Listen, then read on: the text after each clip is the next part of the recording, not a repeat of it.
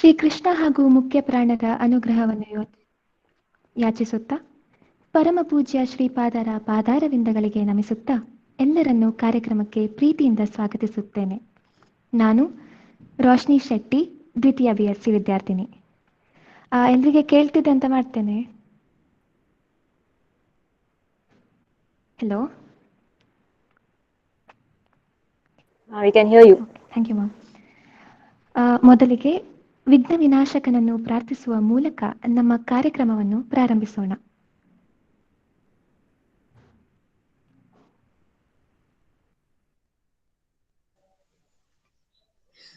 ಕೋಟಿ ಕೋಟಿ ನಮನ ನಿನಗೆ ಮಹಾಗಣಪತಿಯೇ, ಲಕ್ಷ ಲಕ್ಷ ದೀಪಾರ್ಚನೆ ದಿವ್ಯ ಗಣಪತಿ. ಕೋಟಿ ಕೋಟಿ ನಮನ ನಿನಗೆ ಮಹಾಗಣಪತಿ, ಲಕ್ಷ ಲಕ್ಷ ದೀಪಾರ್ಚನೆ ದಿವ್ಯ ಗಣಪತಿ. ಮಹಾಗಣಪತಿ ದಿವ್ಯ ಗಣಪತಿ, ಮಹಾಗಣಪತಿ. ಇಳಿದು ಬಾ ಇಳಿದು ಬಾ ಇಳಿದು ಬಾ ಗಣಪತಿ, ಕೈಲಾಸಗಿರಿಯಿಂದಾದರೆಗಿಳಿದು ಬಾ. ಬೆಳಗಿ ಬಾ ಹೊಳೆದು ಬಾ, ಬೆಳಗಿ ಬಾ ಹೊಳೆದು ಬಾ ಗಣಪತಿ ಗಣಪತಿ. ಮುತ್ತಿರುವ ಕತ್ತಲನ್ನು ದೂರ ಮಾಡು ಬಾ, ಮುತ್ತಿರುವ ಕತ್ತಲನ್ನು ದೂರ ಮಾಡು ಬಾ ಬಾ ಬಾ ಬಾ. ಕೋಟಿ ಕೋಟಿ ನಮನ ನಿನಗೆ ಮಹಾಗಣಪತಿ, ಲಕ್ಷ ಲಕ್ಷ ದೀಪಾರ್ಚನೆ ದಿವ್ಯ ಗಣಪತಿ, ಲಕ್ಷ ಲಕ್ಷ ದೀಪಾರ್ಚನೆ ದಿವ್ಯ ಗಣಪತಿ. Thank you.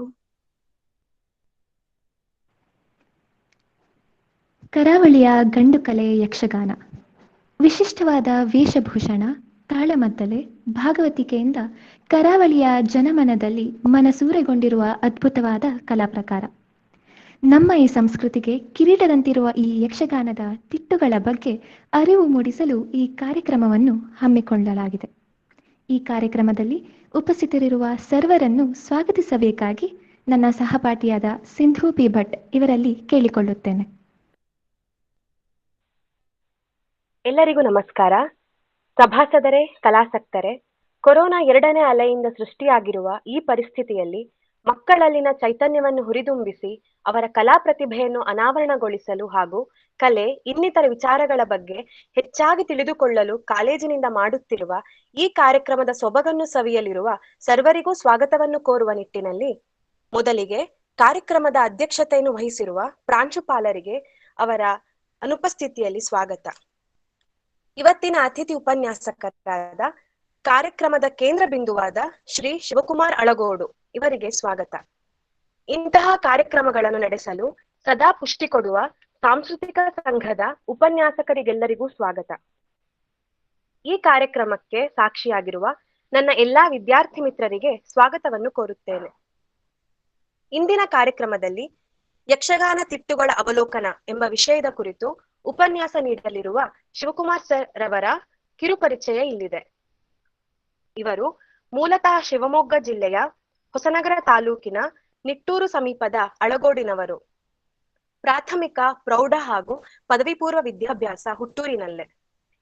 ಪದವಿ ವಿದ್ಯಾಭ್ಯಾಸವನ್ನು ನಮ್ಮ ಕಾಲೇಜಿನಲ್ಲೇ ಮಾಡಿರುವಂತದ್ದು ನಮ್ಮೆಲ್ಲರ ಹೆಮ್ಮೆಯ ವಿಚಾರ.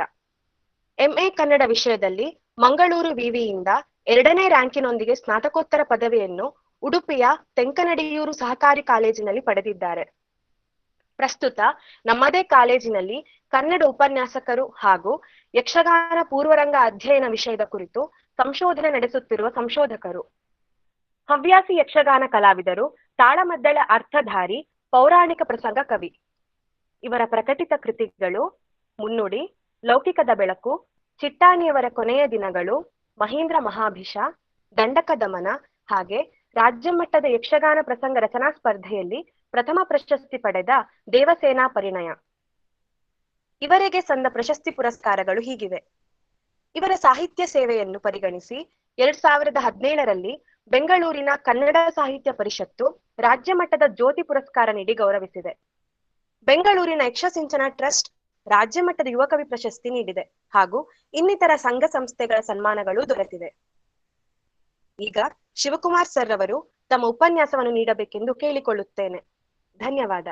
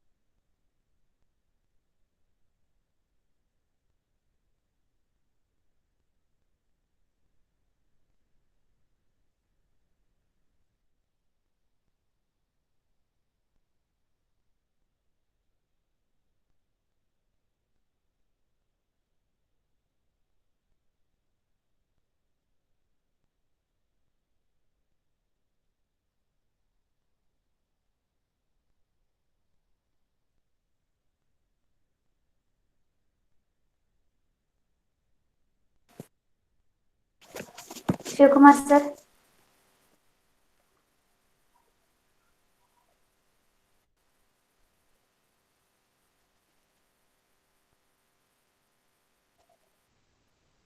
ಶಿವಕುಮಾರ್ ಕೇಳಿಸ್ತಿದ್ಯಾ? ವಾಯ್ಸ್ ಕೇಳಿಸ್ತಿದ್ಯಾ? ಹಾ ಕೇಳ್ತದೆ, ಮಾತಾಡಿ. ಅದೇ ಮೈಕ್ ಆನ್ ಆಗ್ತಿರ್ಲಿಲ್ಲ. ಹಾ ಪರವಾಗಿಲ್ಲ.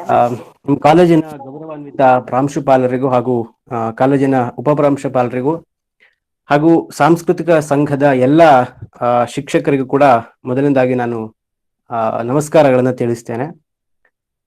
ಯಕ್ಷಗಾನ ಅನ್ನುವಂತಹ ವಿಚಾರಕ್ಕೆ ಸಂಬಂಧಪಟ್ಟ ಹಾಗೆ ಇವತ್ತು ಒಂದು ವಿಶೇಷ ಉಪನ್ಯಾಸ ಕಾರ್ಯಕ್ರಮ ಅನ್ನುವಂತಹ ರೀತಿಯಲ್ಲಿ ಯೋಚನೆ ಮಾಡಿದಾಗ ನನಗೆ ಅನ್ನಿಸ್ತು, ಬಹಳ ವಿಸ್ತಾರವಾದಂತಹ ಒಂದು ವಿಷಯದ ಕುರಿತು ತುಂಬಾ ಸೀಮಿತವಾದಂತಹ ಅವಧಿಯಲ್ಲಿ ಮಾತನಾಡುವುದು ಹೇಗೆ ಅನ್ನುವಂತಹ ವಿಚಾರದ ಬಗ್ಗೆ ನಾನೇ ಒಂದಿಷ್ಟು ಪ್ರಶ್ನೆಗಳನ್ನು ಹಾಕೊಂಡೆ. ಅವಾಗ ಅನ್ನಿಸ್ತು, ತುಂಬಾ ಸರಳವಾದ ರೀತಿಯಲ್ಲಿ ತುಂಬಾ ಮುಖ್ಯವಾಗಿರುವಂತಹ ವಿಚಾರಗಳನ್ನಷ್ಟೇ ತೆಗೆದುಕೊಂಡು ಯಕ್ಷಗಾನ ಅಂತಂದ್ರೆ ಏನು, ಯಕ್ಷಗಾನದಲ್ಲಿ ಪ್ರಸ್ತುತ ಇರುವಂತಹ 3 ತಿಟ್ಟುಗಳ ಕುರಿತಾಗಿರುವಂತಹ ಒಂದು ಸ್ಥೂಲ ಪರಿಚಯವನ್ನಷ್ಟೇ ಮಾಡ್ಕೊಡ್ಲಿಕ್ಕೆ ಸಾಧ್ಯ ಅಂತ ನಾನು ಅಂದ್ಕೊಳ್ತೇನೆ. ಯಾಕಂತಂದ್ರೆ ಯಕ್ಷಗಾನ ಅನ್ನುವಂತಹ ವಿಚಾರದ ಬಗ್ಗೆ ತುಂಬಾ ಆಳವಾಗಿರುವಂತಹ ಅಧ್ಯಯನಗಳು ನಡೆದಿದೆ. ಮತ್ತು ಇವತ್ತಿಗೂ ಕೂಡ ಅನೇಕ ಆಯಾಮಗಳಲ್ಲಿ ಯಕ್ಷಗಾನವನ್ನ ನೋಡ್ತಾ ಅಧ್ಯಯನವನ್ನ ಮಾಡ್ತಾ ಇರುವಂತಹ ಹಲವಾರು ವಿದ್ವಾಂಸರು ಕೂಡ ಇವತ್ತು ಇದ್ದಾರೆ. ಹೀಗಿರುವ ಸಂದರ್ಭದಲ್ಲಿ ಯಕ್ಷಗಾನ ಅಂತಂದ್ರೆ ಒಂದು ಪರಿಚಯಾತ್ಮಕವಾದಂತಹ ನೋಟವನ್ನಷ್ಟೇ ಇವತ್ತಿನ ಈ ಕಾರ್ಯಕ್ರಮದಲ್ಲಿ ನಮಗೆ ಮಾಡ್ಕೊಳ್ಲಿಕ್ಕೆ ಸಾಧ್ಯ ಆಗತ್ತೆ ಅಂತ ಅಂದ್ಕೊಳ್ತೇನೆ. ಆರಂಭದಲ್ಲಿ ನಿಮಗೆ ಯಕ್ಷಗಾನದ ಕುರಿತು ಒಂದಿಷ್ಟು ಪರಿಚಯವನ್ನ ನೀಡಬೇಕು ಅಂತಂದ್ರೆ, ಕರ್ನಾಟಕದ ಯಕ್ಷಗಾನವನ್ನ ಬಹಳ ಪ್ರಮುಖವಾಗಿ 2 ರೀತಿಯಲ್ಲಿ ವಿಂಗಡಿಸ್ತಾರೆ. ಒಂದು ಮೂಡಲಪಾಯ ಮತ್ತು ಪಡುವಲಪಾಯ ಅನ್ನುವಂತಹ ರೀತಿಯಲ್ಲಿ. ಮೂಡಲಪಾಯದಲ್ಲಿ ದೊಡ್ಡಾಟ, ಸಣ್ಣಾಟ, ಆಮೇಲೆ ದಾಸರಾಟ, ಶ್ರೀಕೃಷ್ಣ ಪಾರಿಜಾತ ಈ ಮೊದಲಾಗಿರುವಂತಹ ಕಲಾ ಪ್ರಕಾರಗಳನ್ನೆಲ್ಲ ನಾವು ಗುರುತಿಸಿದ್ರೆ, ಪಡುವಲಪಾಯದಲ್ಲಿ ಬಹಳ ಪ್ರಮುಖವಾಗಿ ಯಕ್ಷಗಾನ ಬಯಲಾಟ, ಅಂದ್ರೆ ಈಗ ನಾವು ಯಕ್ಷಗಾನ ಅಂತ ಏನ್ ಕರೀತಾ ಇದ್ದೇವೆ ಆ ಯಕ್ಷಗಾನ ಬಯಲಾಟ ಹಾಗೂ ತಾಳಮದ್ದಳೆ ಮೊದಲಾಗಿರುವಂತಹ ವಿಚಾರಗಳನ್ನ ನಾವು ನೋಡ್ತಾ ಹೋಗ್ತೇವೆ.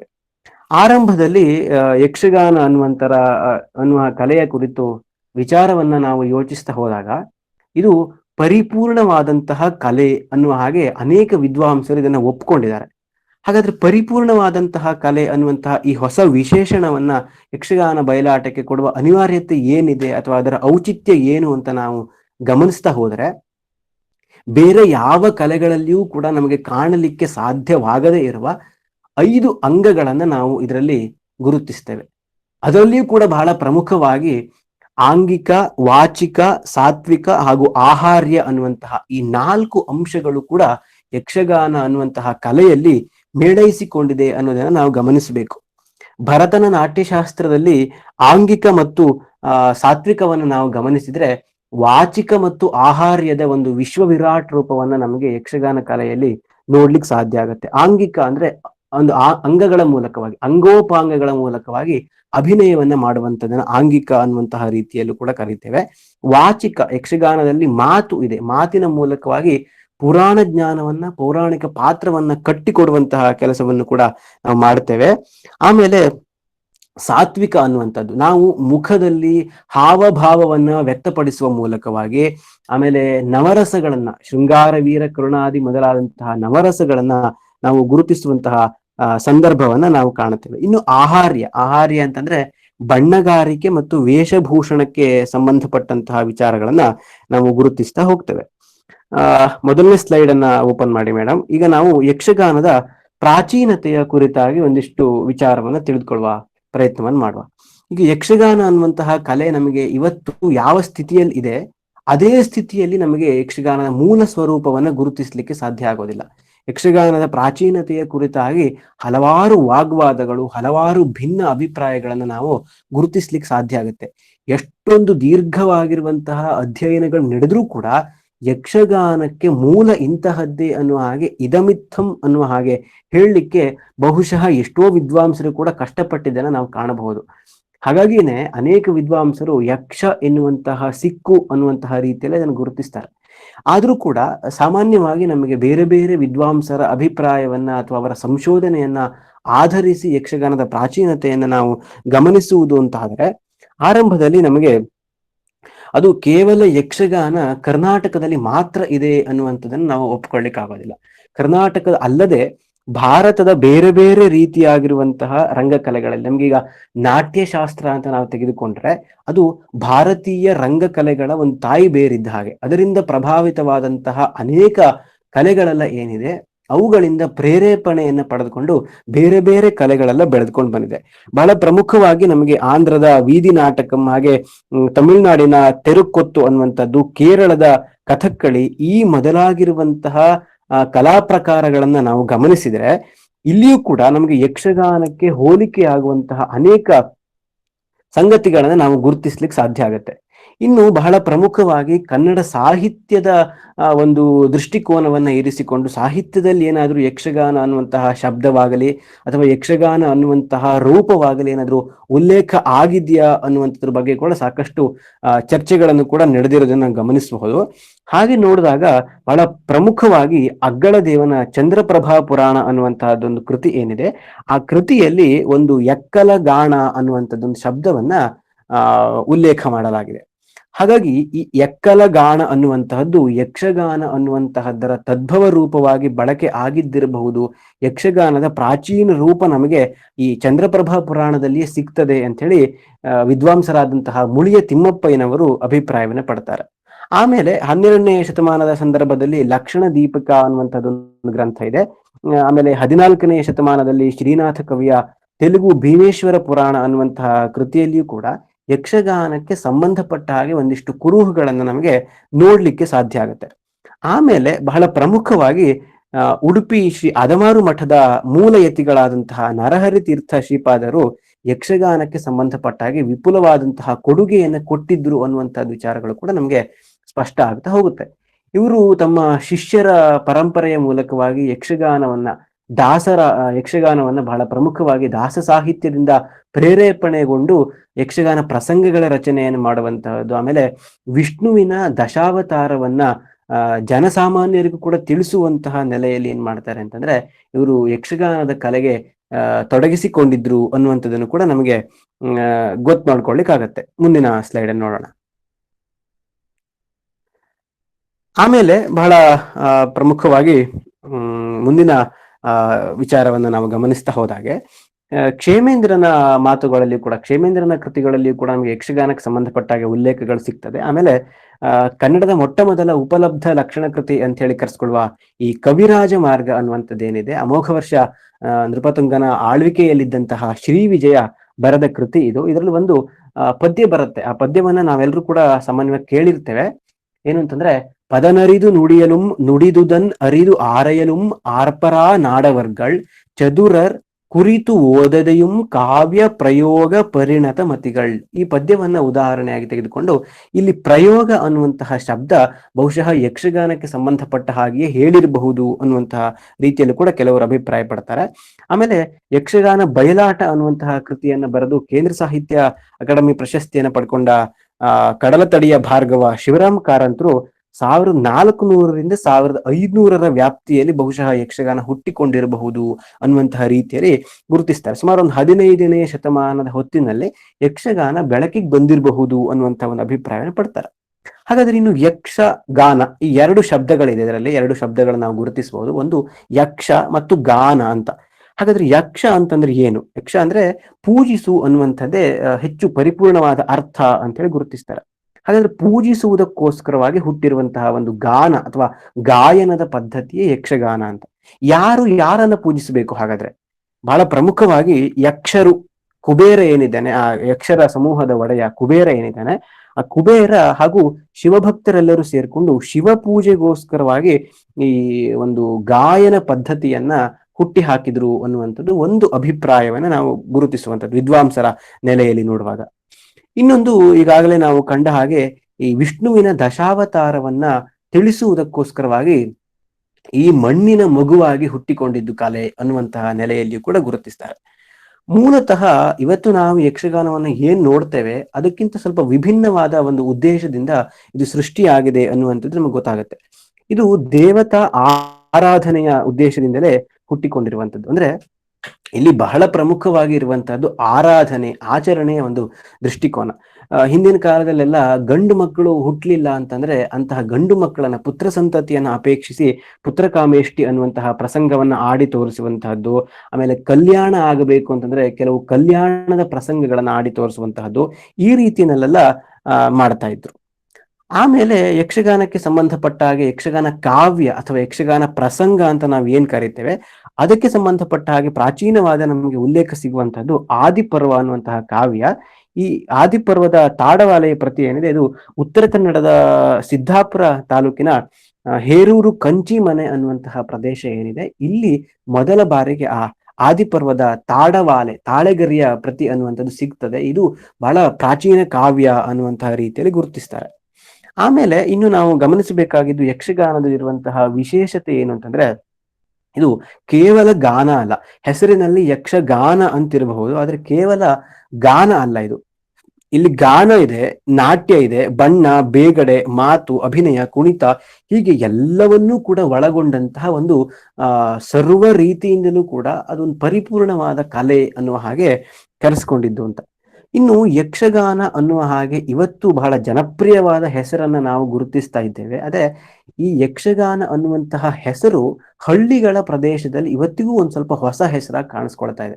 ಹಾಗಾದ್ರೆ ಹಳ್ಳಿಗಳ ಪ್ರದೇಶದಲ್ಲಿ ಹೆಚ್ಚು ಬಳಕೆಯಲ್ಲಿದ್ದಂತಹ ಹೆಸರು ದಶಾವತಾರದ ಆಟ, ಮತ್ತೆ ಬಯಲಾಟ, ಭಾಗವತರ ಆಟ ಅಂತ.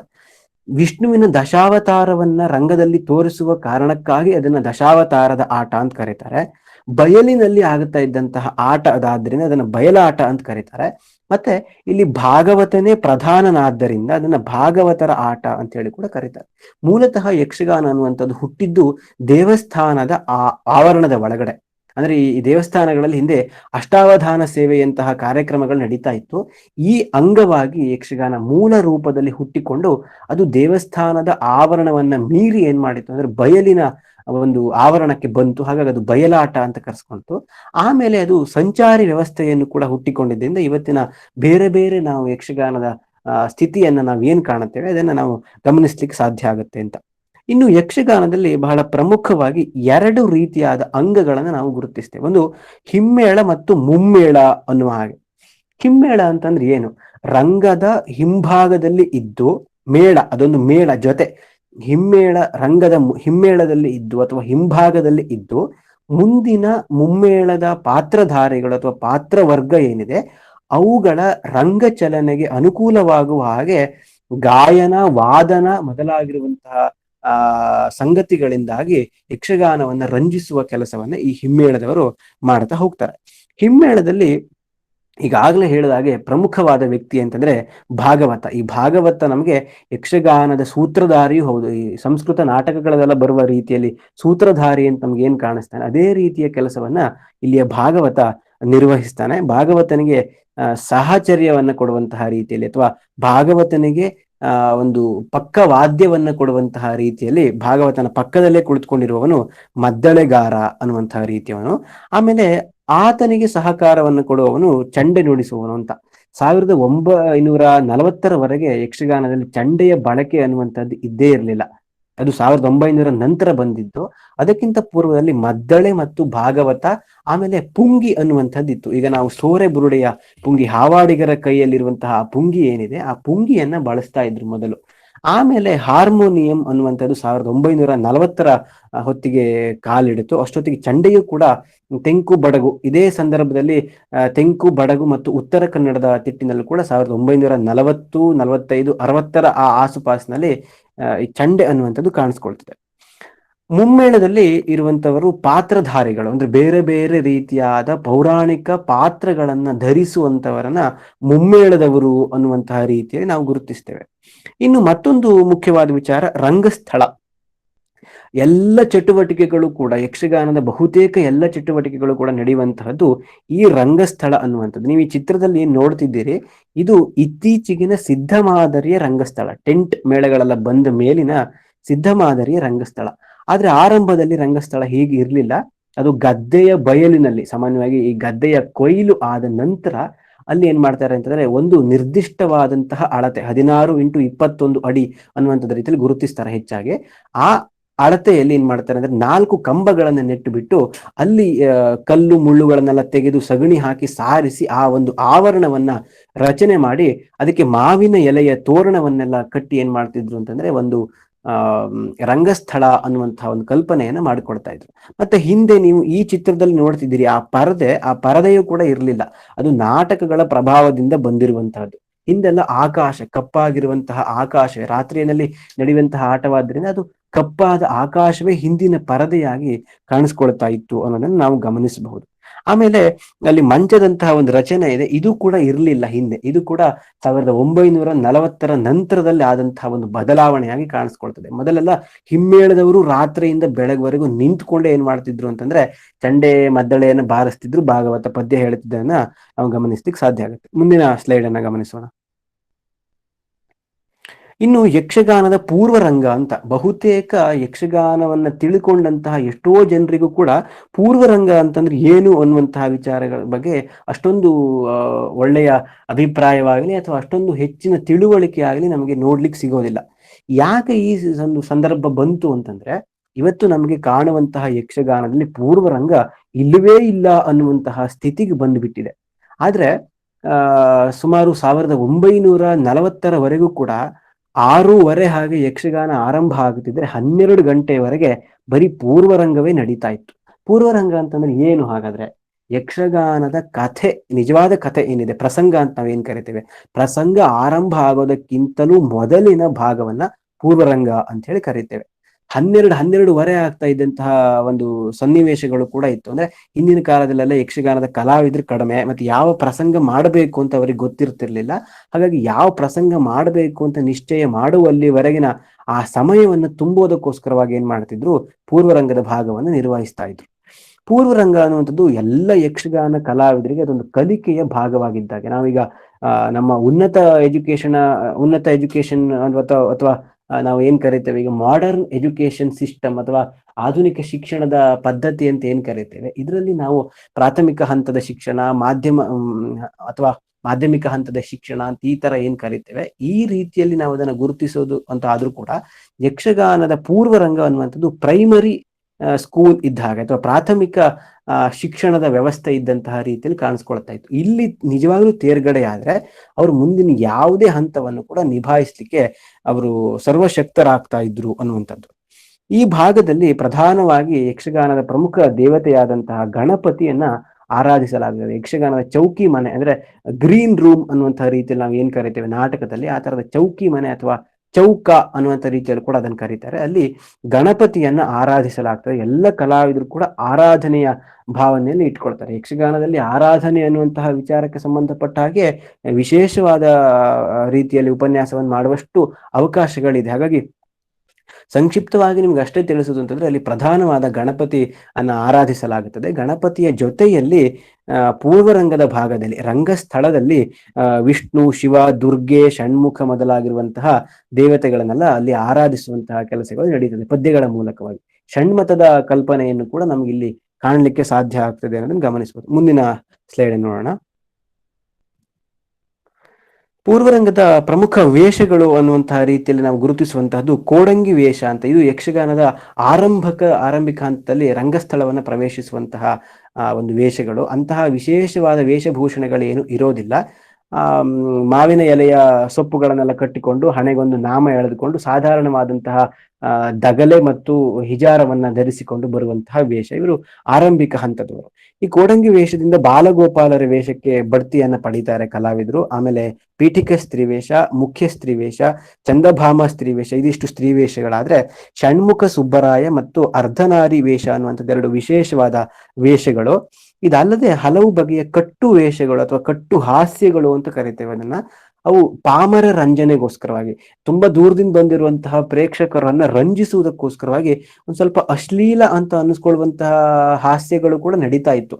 ತುಂಬಾ ಅಸಂಬದ್ಧವಾದಂತಹ ಹಾಸ್ಯಗಳು ಕೂಡ ನಡೀತಾ ಇತ್ತು ಹಿಂದಿನ ಕಾಲದಲ್ಲಿ. ಆಮೇಲೆ ಚಪ್ಪರ ಮಂಚದ ವೇಷ ಅಂತ, ಸೊಂಟಕ್ಕೊಂದು ಮಂಚದ ಹಾಗಿನ ಒಂದು ಒಂದು ಹಾಸನ್ನ ಕಟ್ಟಿಕೊಂಡು ಅಭಿನಯಿಸ್ತಾ ಇದ್ದಂತಹ ಒಂದು ಸ್ಥಿತಿಯನ್ನ ಚಪ್ಪರ ಮಂಚದ ಆಟ ಅಂತ ಹೇಳಿ ಗುರುತಿಸ್ತಾ ಇದ್ದಾರೆ. ಮುಂದಿನ ಸ್ಲೈಡ್ ಅನ್ನ ಗಮನಿಸೋಣ. ಇನ್ನು ಈಗಾಗಲೇ ಹೇಳಿದ ಹಾಗೆ ಯಕ್ಷಗಾನದ ಪಂಚ ಅಂಗಗಳು, ಪಂಚಾಂಗ ಅಂತಂದ್ರೆ ಬುನಾದಿ ಅನ್ನುವಂತಹ ಅರ್ಥ ಕೂಡ ಇದೆ. ಯಕ್ಷಗಾನದಲ್ಲಿರುವಂತಹ ಪಂಚ ಅಂಗಗಳು ಅಂತಂದ್ರೆ ಒಂದು ಗಾಯನ, ವಾದನ, ನರ್ತನ, ಸಂಭಾಷಣೆ ಮತ್ತು ವೇಷಭೂಷಣ.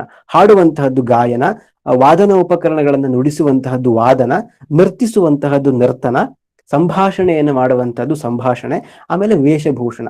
ಇದಿಷ್ಟು ವಿಚಾರಗಳನ್ನ ನಾವು ಯಕ್ಷಗಾನದ ಪಂಚಾಂಗಗಳು ಅಂತ ಹೇಳಿ ಗುರುತಿಸ್ತೇವೆ. ಮುಂದಿನ ಸ್ಲೈಡ್ ಅನ್ನು ನೋಡೋಣ. ಇನ್ನು ಯಕ್ಷಗಾನದ ವೇಷಗಳು ಅಥವಾ ವೇಷಭೂಷಣಗಳು ಅನ್ನುವಂತಹ ರೀತಿಯಲ್ಲಿ ನಾವು ಗಮನಿಸಿದ್ರೆ ಇದರಲ್ಲಿ ಯಾವ್ಯಾವ ರೀತಿಯಾದಂತಹ ವೇಷಗಳು ಬರ್ತದೆ. ಅದರಲ್ಲಿ ಪುಂಡು ವೇಷ, ಹುಡುಗಾಟಿಕೆ ವೇಷ, ನಾವೀಗ ಅಭಿಮನ್ಯು, ವೃಷಸೇನ ಈ ಮೊದಲಾದಂತಹ ವೇಷಗಳನ್ನ ಪುಂಡು ವೇಷಗಳು ಅಂತ ಗುರುತಿಸ್ತೇವೆ. ಧರ್ಮರಾಜ, ಕೌರವ ಈ ತರದ ವೇಷಗಳನ್ನ ರಾಜವೇಷಗಳು ಅಥವಾ ಗಂಭೀರದ ಪಾತ್ರಗಳು ಅಂತ ಗುರುತಿಸ್ತೇವೆ. ಇನ್ನು ಸ್ತ್ರೀ ಪಾತ್ರಗಳು, ಎಲ್ಲ ಪ್ರಸಂಗದ ಒಳಗೆ ಬರುವಂತಹ ಸ್ತ್ರೀ ಪಾತ್ರಗಳು, ಮತ್ತೆ ಭೀಕರಾಕೃತಿಯನ್ನ ತೋರಿಸುವಂತಹ ಬಣ್ಣದ ವೇಷಗಳು ಅಥವಾ ರಾಕ್ಷಸ ವೇಷಗಳು ಅನ್ನುವಂಥದ್ದನ್ನು ಕೂಡ ಕಾಣಬಹುದು. ಹಾಸ್ಯ ವೇಷಗಳು, ಬೇರೆ ಬೇರೆ ಪ್ರಸಂಗದಲ್ಲಿ ಹಾಸ್ಯ ವೇಷಗಳನ್ನು ಕೂಡ ನಾವು ಗುರುತಿಸ್ತೇವೆ. ಅದಲ್ಲದೆ ಮುಂಡಾಸು ವೇಷ ಮತ್ತು ಕಿರಾತ ವೇಷ ಅನ್ನುವಂಥದ್ದು ಬಹಳ ವಿಶಿಷ್ಟವಾದ ವೇಷಗಳು ಅನ್ನುವಂಥದ್ದನ್ನು ಕೂಡ ನಾವು ನೋಡಬಹುದು. ಮುಂದಿನ ಸ್ಲೈಡ್ ಅನ್ನು ನೋಡೋಣ. ಈಗ ಯಕ್ಷಗಾನದ ಪ್ರಧಾನವಾದಂತಹ ತಿಟ್ಟುಗಳು. ತಿಟ್ಟು ಅಂತಂದ್ರೆ ಅದು ಶೈಲಿ ಅನ್ನುವಂತಹ ರೀತಿಯಲ್ಲಿ ಕೂಡ ನಾವು ಗುರುತಿಸ್ತೇವೆ. ಅದಕ್ಕೆ ಪ್ರಾಚೀನವಾದ ರೂಪದಲ್ಲಿ ಮಟ್ಟು ಅನ್ನುವಂತಹ ಹೆಸರಿನಲ್ಲಿ ಕೂಡ ಗುರುತಿಸ್ತಾ ಇದ್ರು. ಆದ್ರೆ ಆಮೇಲೆ ಮಟ್ಟು ಅಂತಂದ್ರೆ ಇದು ಛಂದಸ್ಸಿಗೆ ಸಂಬಂಧಪಟ್ಟ ಒಂದು ವಿಚಾರ ಅಂತ ಹೇಳಿ ಗುರುತಿಸಿದ್ರಿಂದ ಇದನ್ನ ತಿಟ್ಟು ಅಂತ ಹೇಳಿ ಪ್ರತ್ಯೇಕವಾಗಿ ಗುರುತಿಸುವ ಕೆಲಸವನ್ನ ಮಾಡ್ತಾರೆ. ತಿಟ್ಟು ಅಂದ್ರೆ ಆಯಾ ಪ್ರದೇಶಕ್ಕೆ ಸಂಬಂಧಪಟ್ಟ ಹಾಗೆ ಇರುವಂತಹ ಒಂದು ಶೈಲಿಯನ್ನ ನಾವು ತಿಟ್ಟುಗಳು ಅಂತ ಹೇಳಿ ಗುರುತಿಸ್ತೇವೆ. ಇದರಲ್ಲಿ ಪ್ರಸ್ತುತ ಇರುವ ಆರಂಭದಲ್ಲಿ ಇದ್ದ ಸ್ಥಿತಿಗೂ ಈಗಿದ್ದಂತಹ ಸ್ಥಿತಿಗೂ ತುಂಬಾ ವ್ಯತ್ಯಾಸವಾಗಿದೆ. ಈಗಿರುವಂತಹ ಸ್ಥಿತಿಯಲ್ಲಿ ನಾವು ಗುರುತಿಸುವುದು ಅಂತಂದ್ರೆ ತೆಂಕುತಿಟ್ಟು. ಈ ತೆಂಕುತಿಟ್ಟನ್ನ ಉಡುಪಿಯನ್ನ ಕೇಂದ್ರವಾಗಿರಿಸಿಕೊಂಡು, ಉಡುಪಿ ಎಲ್ಲದಕ್ಕೂ ಕೂಡ ಕೇಂದ್ರ ಭಾಗ, ಉಡುಪಿಯನ್ನ ಕೇಂದ್ರವಾಗಿಟ್ಟುಕೊಂಡ್ರೆ ಉಡುಪಿಯಿಂದ ದಕ್ಷಿಣಕ್ಕೆ ಸುಮಾರು ಕಾಸರಗೋಡಿನವರೆಗಿನ ಆ ಒಂದು ಪ್ರಾಂತ್ಯದ ಯಕ್ಷಗಾನವನ್ನ ತೆಂಕುತಿಟ್ಟು ಅನ್ನುವಂತಹ ರೀತಿಯಲ್ಲಿ ಗುರುತಿಸ್ತೇವೆ. ಉಡುಪಿಯಿಂದ ಬೈಂದೂರು ಭಟ್ಕಳದವರೆಗಿನ ಆ ಪ್ರದೇಶದ ಯಕ್ಷಗಾನವನ್ನ ಬಡಗುತಿಟ್ಟು ಅಥವಾ ನಡುತಿಟ್ಟು ಅನ್ನುವಂತಹ ರೀತಿಯಲ್ಲಿ ಕೂಡ ಗುರುತಿಸ್ತೇವೆ. ಇನ್ನು ಬೈಂದೂರು ಭಟ್ಕಳದಿಂದ ಸುಮಾರು ಕಾರವಾರದವರೆಗಿನ ಯಕ್ಷಗಾನವನ್ನ ಬಡಾ ಬಡಗು ಅಥವಾ ಉತ್ತರ ಕನ್ನಡ ತಿಟ್ಟು ಅನ್ನುವಂತಹ ರೀತಿಯಲ್ಲಿ ಗುರುತಿಸ್ತೇವೆ. ಈ ಮೂರು ತಿಟ್ಟುಗಳನ್ನು ಗುರುತಿಸಿದ್ರು ಕೂಡ ಸಣ್ಣ ಸಣ್ಣ ಕೆಲವು ವ್ಯತ್ಯಾಸಗಳನ್ನು ನಾವು ಗುರುತಿಸ್ತೇವೆ. ತೆಂಕು ಮತ್ತು ಬಡಗು ತಿಟ್ಟಿಗೆ ಸ್ವಲ್ಪ ವ್ಯತ್ಯಾಸಗಳು ಹೆಚ್ಚು ಇದ್ರೂ ಕೂಡ ಬಡಗು ಮತ್ತು ಬಡಾ ಬಡಗುಗೆ ಸ್ವಲ್ಪ ವ್ಯತ್ಯಾಸಗಳು, ಒಂದ್ ಸ್ವಲ್ಪ ಬೆರಳೆಣಿಕೆಯ ವ್ಯತ್ಯಾಸಗಳನ್ನ ಗುರುತಿಸ್ತೇವೆ. ತೆಂಕುತಿಟ್ಟಿನ ಸ್ವರೂಪ ಮತ್ತು ಅದಕ್ಕೆ ಸಂಬಂಧಪಟ್ಟಂತಹ ಅನನ್ಯತೆ ಕುರಿತು ನಾವು ನೋಡ್ತಾ ಹೋದ್ರೆ ಇಲ್ಲಿ ಪ್ರಮುಖವಾಗಿ ತೆಂಕುತಿಟ್ಟಿನ ಭಾಗವತ ಅವನು ಜಾಗಟೆಯನ್ನ ಧರಿಸುವಂತವನು. ಇಲ್ಲಿ ಜಾಗಟೆ, ನೀವು ವೃತ್ತಾಕಾರದಲ್ಲಿ ಇರುವಂತಹ ಜಾಗಟೆ, ಮುಂದೆ ನೀವು ಆ ಚಿತ್ರವನ್ನ ಗಮನಿಸ್ತೀರಿ, ಹಾಗಾಗಿ ಹೆಚ್ಚು ವಿವರಣೆಯನ್ನ ಆ ಸಂದರ್ಭದಲ್ಲಿ ಕೊಡೋದು ಸರಿ ಅಂತ ಅನ್ಕೊಳ್ತೇನೆ. ಭಾಗವತ ತೆಂಕಿನಲ್ಲಿ ಜಾಗಟೆಯನ್ನ ಧರಿಸ್ತಾನೆ. ಆಮೇಲೆ ತೆಂಕಿನ ಮದ್ದಳೆಗೆ ಕರ್ಣ ಮದ್ದಳೆಯನ್ನ ನಾವು ನೋಡಿದಾಗ ಅದು ಎಡಭಾಗ ಮತ್ತು ಬಲಭಾಗ ಅನ್ನುವಂಥದ್ದು ಇರ್ತದೆ. ಅಲ್ಲಿ ಆ ಮದ್ದಳೆಯ ಭಾಗಕ್ಕೆ ಕರ್ಣವನ್ನ ತುಂಬಿಸ್ತಾರೆ. ಆಮೇಲೆ ಇಲ್ಲಿಯ ಚಂಡೆ ಏನಿದೆ, ತೆಂಕಿನ ಚಂಡೆ ತುಂಬಾ ತಾರಕವಾದಂತಹ ಶಬ್ದವನ್ನ ಕೊಡುವಂಥದ್ದು. ಈ ಉತ್ಸವಗಳಲ್ಲಿ ಬಳಸುವಂತಹ ಚಂಡೆಯ ಗಂಭೀರ ಧ್ವನಿ ಏನಿದೆ, ಆ ಗಂಭೀರವಾದಂತಹ ಧ್ವನಿಯನ್ನ ಈ ತೆಂಕುತಿಟ್ಟಿನ ಚಂಡೆ ಕಾಣಿಸ್ತದೆ. ಈ ತೆಂಕುತಿಟ್ಟಿನ ಚಂಡೆಯನ್ನ ಚಂಡೆಗಾರ ನಿಂತುಕೊಂಡೇ ಬಾರಿಸುವಂತದ್ದು, ರಾತ್ರಿಯಿಂದ ಬೆಳಗಿನವರೆಗೂ ಕುಳಿತುಕೊಳ್ಳುವಂತಹ ಕ್ರಮ ಇವತ್ತಿಗೂ ಕೂಡ ಇಲ್ಲ. ಆಮೇಲೆ ತೆಂಕಿನ ಯಕ್ಷಗಾನದ ವೇಷಭೂಷಣ, ಬೇರೆ ಬೇರೆ ರೀತಿಯಾದ ಕುಣಿತಗಳ ಮೇಲೆ ಕೇರಳದ ಕಥಕ್ಕಳಿಯ ಪ್ರಭಾವ ಇದೆ ಅನ್ನುವಂತಹ ರೀತಿಯಲ್ಲಿ ಕೂಡ ಗುರುತಿಸ್ತಾರೆ. ಅದು ಬಹುತೇಕ ಹೌದು ಕೂಡ. ಆಮೇಲೆ ಯಕ್ಷಗಾನದ ವೇಷಭೂಷಣಗಳಲ್ಲಿ ಇತ್ತೀಚಿನ ದಿನಗಳಲ್ಲಿ ವಿಶೇಷವಾಗಿ ಮಣಿ ಸರಕುಗಳ ಮತ್ತು ಗಾಜಿನ ಬಳಕೆಯನ್ನು ನಾವು ಗುರುತಿಸ್ತೇವೆ. ಆಮೇಲೆ ಇಲ್ಲಿ ಕುಣಿತಕ್ಕಿಂತ ವಿಶೇಷವಾಗಿ ನಾವು ಅರ್ಥಗಾರಿಕೆಗೆ ಹೆಚ್ಚು ಆದ್ಯತೆಯನ್ನು ಕೊಡ್ತಾ ಹೋಗ್ತೇವೆ. ಕುಣಿತದಲ್ಲೆಲ್ಲ ಬೀಸು ಕುಣಿತಗಳು, ಒಂದು ರೀತಿಯಲ್ಲಿ ಅಬ್ಬರದ ಕುಣಿತಗಳು ಹೆಚ್ಚು ಕಂಡ್ರೆ ಮಾತಿಗೆ ಹೆಚ್ಚು ಅವಕಾಶವನ್ನ ನಾವು ಕಲ್ಪಿಸಿದ ಹಾಗೆ ಕಾಣ್ತಾ ಹೋಗ್ತೇವೆ. ಮತ್ತೆ ಭೀಮನ ಕಿರೀಟ ಅನ್ನುವಂಥದ್ದು ಒಂದು ತೆಂಕಿಗೆ ಮಾತ್ರ ವಿಶಿಷ್ಟವಾಗಿರುವಂತಹದಿದೆ. ಆಮೇಲೆ ಬಣ್ಣಗಾರಿಕೆಯಲ್ಲಿ ಬಡಗು ಮತ್ತು ಬಡಾಬಡಗಿ ಹೋಲಿಸಿದ್ರೆ ತೆಂಕು ತುಂಬಾ ಮೇಲುಗೈ ಸಾಧಿಸಿದೆ ಅನ್ನೋದನ್ನು ಗಮನಿಸಬಹುದು. ಆಮೇಲೆ ಅದಷ್ಟಲ್ಲದೆ ನಾಮಗಳಲ್ಲಿಯೂ ಕೂಡ ಒಂದಿಷ್ಟು ವ್ಯತ್ಯಾಸಗಳನ್ನು ನಾವು ಕಾಣುತ್ತೇವೆ. ಧರಿಸುವಂತಹ ದಗಲೆ, ಶಲ್ಲೆ, ಚಲ್ಲಣ ಮೊದಲಾಗಿರುವಂತಹ ವೇಷಭೂಷಣಗಳಲ್ಲಿಯೂ ಕೂಡ ತೆಂಕು ಬಡಗುತಿಟ್ಟಿಗಿಂತ ಒಂದು ಸ್ವಲ್ಪ ವಿಭಿನ್ನವಾಗಿ ಕಾಣ್ತಾ ಹೋಗ್ತದೆ. ಕುಣಿತದಲ್ಲಿಯೂ ಕೂಡ ಬೀಸು ಕುಣಿತ ಮತ್ತು ದಾಪುಗಾಲಿನ ಕುಣಿತ ಅನ್ನುವಂಥದ್ದನ್ನು ನಾವು ಕಾಣ್ಲಿಕ್ಕೆ ಸಾಧ್ಯ ಆಗುತ್ತೆ. ಮುಂದಿನ ಸ್ಲೈಡ್ ಅನ್ನು ನೋಡೋಣ. ಇನ್ನು ಬಡಗುತಿಟ್ಟು ಅನ್ನುವಂಥದ್ದು, ಬಡಗುತಿಟ್ಟಿನ ಭಾಗವತ ನಾವು ಈಗಾಗಲೇ ಹೇಳಿದಾಗೆ ತೆಂಕುತಿಟ್ಟಿನ ಭಾಗವತ ಜಾಗಟೆಯನ್ನ ಧರಿಸಿದ್ರೆ ಬಡಗುತಿಟ್ಟಿನ ಭಾಗವತ ತಾಳವನ್ನ ಧರಿಸ್ತಾನೆ. ಇದನ್ನು ಗುಬ್ಬಿ ತಾಳ ಅನ್ನುವಂತಹ ರೀತಿಯಲ್ಲಿ ಕೂಡ ನಾವು ಗುರುತಿಸ್ತೇವೆ. ಆ ಗುಬ್ಬಿ ತಾಳವನ್ನು ಧರಿಸ್ತಾನೆ. ಆಮೇಲೆ ಮದ್ದಳೆಗೆ ಇಲ್ಲಿ ಕರ್ಣದ ಬದಲಿಗೆ ಬೋನವನ್ನ ಹಾಕ್ತಾರೆ. ಆಮೇಲೆ ಇಲ್ಲಿಯ ಚಂಡೆ, ಬಡಗು ಮತ್ತು ಉತ್ತರ ಕನ್ನಡದ ಚಂಡೆ ತಾಸೆ ಅಥವಾ ತಾಸ್ಮಾರು ಅನ್ನುವಂತಹ ಒಂದು ವಾದನದ ಸುಧಾರಿತ ರೂಪ ಅಂತೇಳಿ ಗುರುತಿಸ್ತೇವೆ. ಬಡಗುತಿಟ್ಟಿನಲ್ಲಿ ಚಂಡೆಯನ್ನ ಕುಳಿತುಕೊಂಡೇ ಬಾರಿಸುವಂತಹದ್ದು, ಅಂದ್ರೆ ಮೊದಲು ಇರಲಿಲ್ಲ, 1940 ನಂತರ ಕುಳಿತುಕೊಂಡು ಬಾರಿಸುವಂತಹ ಕ್ರಮ ಬಂತು. ಚಂಡೆ ಬಂದಿದ್ದೇ ಆಗ, ಆ ನಂತರ ಅದು ಹಾಗೆ ಅನುಸರಿಸಿಕೊಂಡು ಬಂತು. ಆಮೇಲೆ ಭಾಗವತರ ಹಾಡಿಗೆಲ್ಲಿ ಮಧ್ಯಸ್ಥಾಯಿ ಪಂಚಮ ಷಡ್ಜ ಆಗ್ತದೆ. ತೆಂಕಿನಲ್ಲಿ ಇನ್ನೂ ತಾರಕದ ಒಂದು ವ್ಯವಸ್ಥೆಯನ್ನ ನೀವು ಗಮನಿಸ್ತೀರಿ. ಆಮೇಲೆ ಚೌಕುಳಿ ಬಟ್ಟೆಯನ್ನ ಇಲ್ಲಿ ಬಳಸ್ತಾರೆ. ಅದು ಮೂಲತಃ ಅಲ್ಲಿಯೂ ಕೂಡ ಇತ್ತು ಅಂತ ಹೇಳ್ತಾರೆ. ಅದಕ್ಕೆ ಹೆಚ್ಚಿನ ನಮಗೆ ಉಲ್ಲೇಖಗಳು ಸಿಗೋದಿಲ್ಲ. ತೆಂಕಿನಲ್ಲಿಯೂ ಕೂಡ ಇತ್ತು ಅಂತ. ಪಗಡೆ ಕಟ್ಟುವುದು ಅಟ್ಟೆಯಿಂದ, ಅಂದ್ರೆ ಈ ಹುಲ್ಲಿನಿಂದ ಮಾಡಿದಂತಹ ಅಟ್ಟೆಯನ್ನ, ಅದು ಮುಂದೆ ನೀವು ಚಿತ್ರದಲ್ಲಿ ನೋಡ್ತೀರಿ, ಅಟ್ಟೆಯನ್ನ ಮಾಡಿ ಏನ್ ಮಾಡ್ತಾರೆ ಅಂದ್ರೆ ಪಗಡೆಯನ್ನು ಕಟ್ತಾರೆ. ಈಗ ಏನಾಗಿದೆ ಅಂದ್ರೆ ರೆಡಿಮೇಡ್ ಥರ್ಮಾಕೋಲಿನ ಬೆಂಡ್ ಅನ್ನುವಂಥದ್ದು ಬಂದ್ಬಿಟ್ಟಿದೆ. ಅದ್ರ ಹಿಂದೆಲ್ಲ ಅದನ್ನ ಕಟ್ಟಿಯೇ ಮಾಡ್ತಾ ಇದ್ದಂತಹ ದಿನಗಳು ಇತ್ತು. ಆಮೇಲೆ ಕಿರೀಟಕ್ಕೆ ಕೇದಿಗೆಯೂ ಕೂಡ ಹಿಂದೆ ಇರಲಿಲ್ಲ, ಈಗ ಬಡಗುತಿಟ್ಟಿನ ಒಂದು ವಿಶೇಷವಾಗಿ ಕಾಣಿಸ್ಕೊಳ್ತದೆ. ಆಮೇಲೆ ತೆಂಕುತಿಟ್ಟಿನಲ್ಲಿ ನಿಂತು ಗಿರುಕಿ ಹೊಡೆದ್ರೆ ಬಡಗುತಿಟ್ಟಿನಲ್ಲಿ ಮಂಡಿ ಗಿರುಕಿ ಅನ್ನುವಂಥದ್ದು ಬಹಳ ವಿಶೇಷವಾಗಿದ್ದು ಅನ್ನೋದನ್ನು ನಾವು ಗಮನಿಸಬಹುದು. ಮುಂದಿನ ಸ್ಲೈಡ್ ನೋಡೋಣ.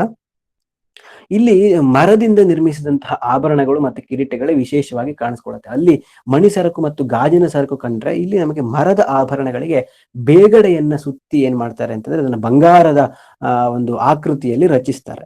ಆಮೇಲೆ ಪಗಡೆ, ತಾವರೆ, ಕಾಲ್ಗೆಜ್ಜೆ, ಕಾಲ್ ಕಡಗ ಇದೆಲ್ಲವೂ ಕೂಡ ಬಡಗುತಿಟ್ಟಿನಲ್ಲಿ ಇದ್ದ ರೀತಿಯಲ್ಲೇ ತೆಂಕಿನಲ್ಲಿ ಇದ್ರೂ ಕೂಡ ಅದು ಬಡಗುತಿಟ್ಟಿನ ಒಂದು ಅನನ್ಯತೆ ಅನ್ನುವಂತಹ ರೀತಿಯಲ್ಲಿ ಗುರುತಿಸಲಾಗ್ತದೆ. ಮತ್ತೆ 2 ರೀತಿಯಾದಂತಹ ಎದೆಹಾರವನ್ನು ನಾವಿಲ್ಲಿ ಕಾಣ್ತೇವೆ. ಒಂದು ಗುಣಿಸು ಆಕಾರದ ಎದೆಹಾರ, ಇನ್ನೊಂದು ಉರುಟು ರೀತಿಯಾದಂತಹ ಎದೆಹಾರ ಬಡಗುತಿಟ್ಟು ಮತ್ತೆ ಬಡಗುತಿಟ್ಟಿನಲ್ಲಿ ಕಾಣುತ್ತೇವೆ.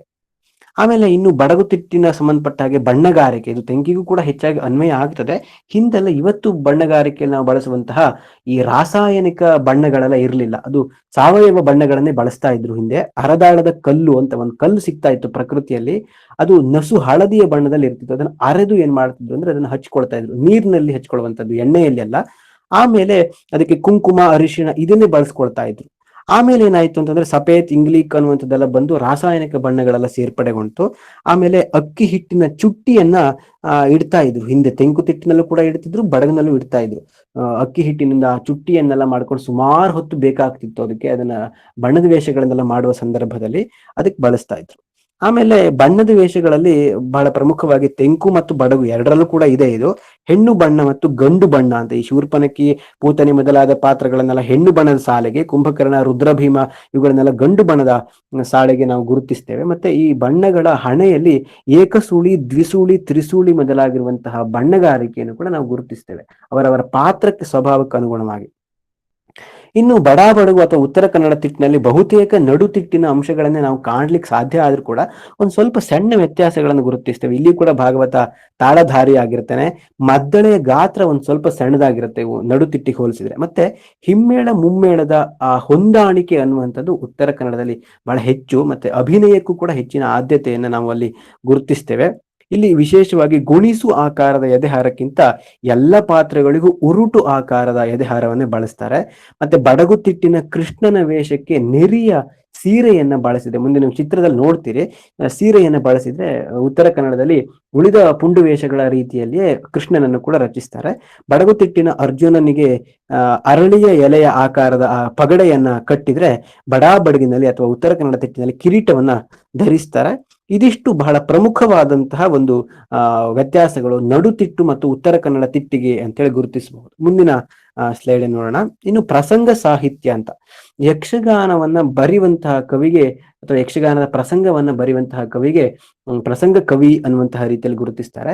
ಒಂದು ಪ್ರಸಂಗ ಅಂತ ಆಗಬೇಕು ಅಂತಂದ್ರೆ ಯಾವುದೋ ಒಂದು ಕಥೆಯನ್ನ, ಪುರಾಣದ ಕಥೆಯನ್ನ ಪದ್ಯಗಳ ಮೂಲಕವಾಗಿ ನಿರೂಪಿಸುವಂತಹದನ್ನ ನಾವು ಪ್ರಸಂಗ ಅಂತ ಹೇಳಿ ಕರಿತೇವೆ. ಈ ಪ್ರಸಂಗವನ್ನ ಬರೆಯುವಂತಹ ಕವಿಗೆ ಬೇರೆ ಬೇರೆ ರೀತಿಯಾಗಿರುವಂತಹ ಛಂದಸ್ಸಿನಲ್ಲಿ ವಿಶೇಷವಾಗಿರುವಂತಹ ಹಿಡಿತ ಅನ್ನುವಂಥದ್ದು ಇರಬೇಕಾಗುತ್ತೆ. ಹಿಂದೆಲ್ಲ ಮಟ್ಟುಗಳು ಅನ್ನುವಂತಹ ಆಧಾರದ ಮೇಲೆ, ದಾಟಿಯ ಆಧಾರದ ಮೇಲೆ ರಚಿಸ್ತಾ ಇದ್ರು. ಈಗೀಗ ಸುಧಾರಿತವಾದ ರೂಪಕ್ಕೆ ಬಂದ್ಮೇಲೆ ನಿಖರವಾದ ರೀತಿಯಲ್ಲಿ ಛಂದಸ್ಸಿಗೆ ಅನುಗುಣವಾಗಿ ಪ್ರಸಂಗವನ್ನ ಬರೆಯುವಂಥದ್ದನ್ನು ಕೂಡ ಪ್ರಸಂಗ ಸಾಹಿತ್ಯ ಅಂತ ಹೇಳಿ ಗುರುತಿಸ್ತೇವೆ. ಪ್ರಸಂಗ ಸಾಹಿತ್ಯವು ಕೂಡ ಒಂದಿಷ್ಟು ಲಕ್ಷಣಗಳನ್ನು ಹೊಂದಿದೆ. ಅದು ಸಾಮಾನ್ಯವಾದ ಲಕ್ಷಣಗಳು ಅನ್ನುವ ಕಾರಣಕ್ಕೋಸ್ಕರವಾಗಿ ನಾನು ಪಟ್ಟಿ ಮಾಡಿದ್ದು.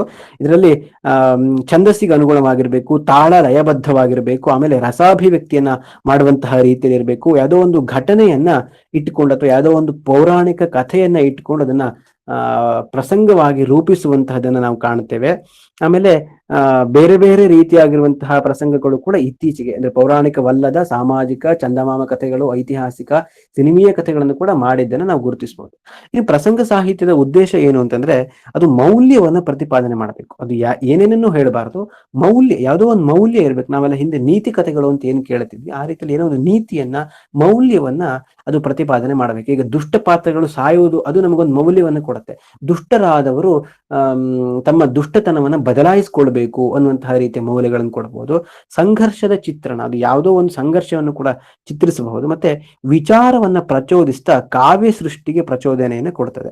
ಹಾಗೂ ಮನೋರಂಜನೆಯನ್ನ ಕೊಡುವಂಥದ್ದು ಕೂಡ ಇತ್ತೀಚಿನ ದಿನಗಳಲ್ಲಿ ನಾವು ಗುರುತಿಸ್ತೇವೆ. ಮುಂದಿನ ಸ್ಲೈಡ್ ಅನ್ನ ನೋಡೋಣ.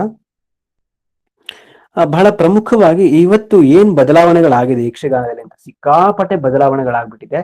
ಇವತ್ತು ನಾವು ನೋಡುವಂತಹ ಯಕ್ಷಗಾನ ಅದು ಯಕ್ಷಗಾನವೇ ಅಲ್ಲ ಅನ್ನುವಂತಹ ಸ್ಥಿತಿಗೆ ಬಂದ್ಬಿಟ್ಟಿದೆ. ಅನೇಕ ಹಿರಿಯ ವಿದ್ವಾಂಸರೆಲ್ಲ ಹೇಳೋ ಪ್ರಕಾರವಾಗಿ ಇದು ಯಕ್ಷಗಾನವೇ ಅಲ್ಲ ಅನ್ನುವಂತಹ ರೀತಿಯ ಅಭಿಪ್ರಾಯ ಪಡ್ತಾರೆ. ಅಷ್ಟೊಂದು ಬದಲಾವಣೆಗಳಾಗ್ಬಿಟ್ಟಿದೆ. ಪ್ರಮುಖವಾಗಿ ಕೆಲವೊಂದಿಷ್ಟನ್ನು ಮಾತ್ರ ನಾನು ಇಲ್ಲಿ ಹೈಲೈಟ್ ಅಂತ ನಿಮ್ಗೆ ತೋರಿಸ್ತಾ ಇರುವಂತದ್ದು. ಈ ವೇಷಭೂಷಣಗಳಲ್ಲಿ ಏನಾಗಿದೆ ಅಂತಂದ್ರೆ ಭುಜಕೀರ್ತಿ, ಆಮೇಲೆ ಎದೆಹಾರ, ಆಮೇಲೆ ಬಳಸುವಂತಹ ಬಟ್ಟೆ, ಆಮೇಲೆ ಹಿಜಾರ, ಲೆಗ್ಗಿನ್ಸ್ ಗಳು ಬಂದ್ಬಿಟ್ಟಿದೆ. ಆಮೇಲೆ ಕೇದಿಗೆ ಮುಂದೆಲೆ ಅಟ್ಟೆ ಕಟ್ಟುವಂತಹ ಅದ್ರ ಬದಲಿಗೆ ಈಗ ರೆಡಿಮೇಡ್ ಅಥವಾ ಸಿದ್ಧ ಮಾದರಿಯ ಒಂದು ಬೆಂಡ್ ಅನ್ನುವಂಥದ್ದು ಬಂದ್ಬಿಟ್ಟಿದೆ. ಇವುಗಳು ಬಹಳ ಪ್ರಮುಖವಾಗಿ ಇನ್ನು ಸಿಕ್ಕಾಪಟ್ಟೆ ಬದಲಾವಣೆಗಳಾಗ್ಬಿಟ್ಟಿದೆ. ಒಂದು ಬದಲಾವಣೆಯ ವಿಷಯಕ್ಕೆ ಸಂಬಂಧಪಟ್ಟ ಹಾಗೇನೆ ನಾವು ವಿಚಾರವನ್ನ ಅರ್ಥ ಮಾಡ್ಕೊಳ್ತಾ ಹೋದ್ರೆ ಅದು ದೊಡ್ಡದಾದಂತಹ ಒಂದು ವಿಷಯ ಆಗತ್ತೆ ಅನ್ನೋ ಕಾರಣಕ್ಕೆ ಕೆಲವು ಮುಖ್ಯ ವಿಷಯಗಳನ್ನು ಮಾತ್ರ ನಾನು ಇಲ್ಲಿ ಬಳಸ್ಕೊಂಡಿದ್ದೇನೆ. ಮುಂದಿನ ಸ್ಲೈಡ್ ಅನ್ನು ನೋಡೋಣ. ಬಣ್ಣಗಾರಿಕೆಯಲ್ಲೂ ಕೂಡ ಹಾಗೆ ನಾ ಈಗಾಗಲೇ ಹೇಳಿದಾಗೆ ಅರದಾಳದ ಕಲ್ಲನ್ನು ಬಳಸ್ತಾ ಇದ್ರು ಮುಂಚೆ, ಈಗ ರಾಸಾಯನಿಕ ಬಣ್ಣಗಾರಿಕೆಗಳೆಲ್ಲ ಬಂದ್ಬಿಟ್ಟಿದೆ. ಚುಟ್ಟಿ ಬಣ್ಣ ಅಂದ್ರೆ ಈ ಬಣ್ಣದ ವೇಷಗಳಿಗೋಸ್ಕರವಾಗಿ ಇಡ್ತಾ ಇದ್ದಂತಹ ಅಕ್ಕಿ ಹಿಟ್ಟಿನ ಆ ಚುಟ್ಟಿಯ ಬಣ್ಣ ಕೂಡ ಸಂಪೂರ್ಣ ನಾಶ ಆಗ್ಬಿಟ್ಟಿದೆ. ಅದ್ರ ಬದಲಿಗೆ ಬಣ್ಣದ ಕೆಲವು ಕ್ರೀಮ್ಗಳು, ಸ್ಟಿಕ್ಕರ್ಗಳು ಕೂಡ ಬಳಕೆ ಆಗ್ತಾ ಇರೋದನ್ನು ಕೂಡ ನಾವು ಗಮನಿಸಬಹುದು. ಆಮೇಲೆ ಕಾಡಿಗೆ ಬಳಕೆ ಆಗ್ತದೆ.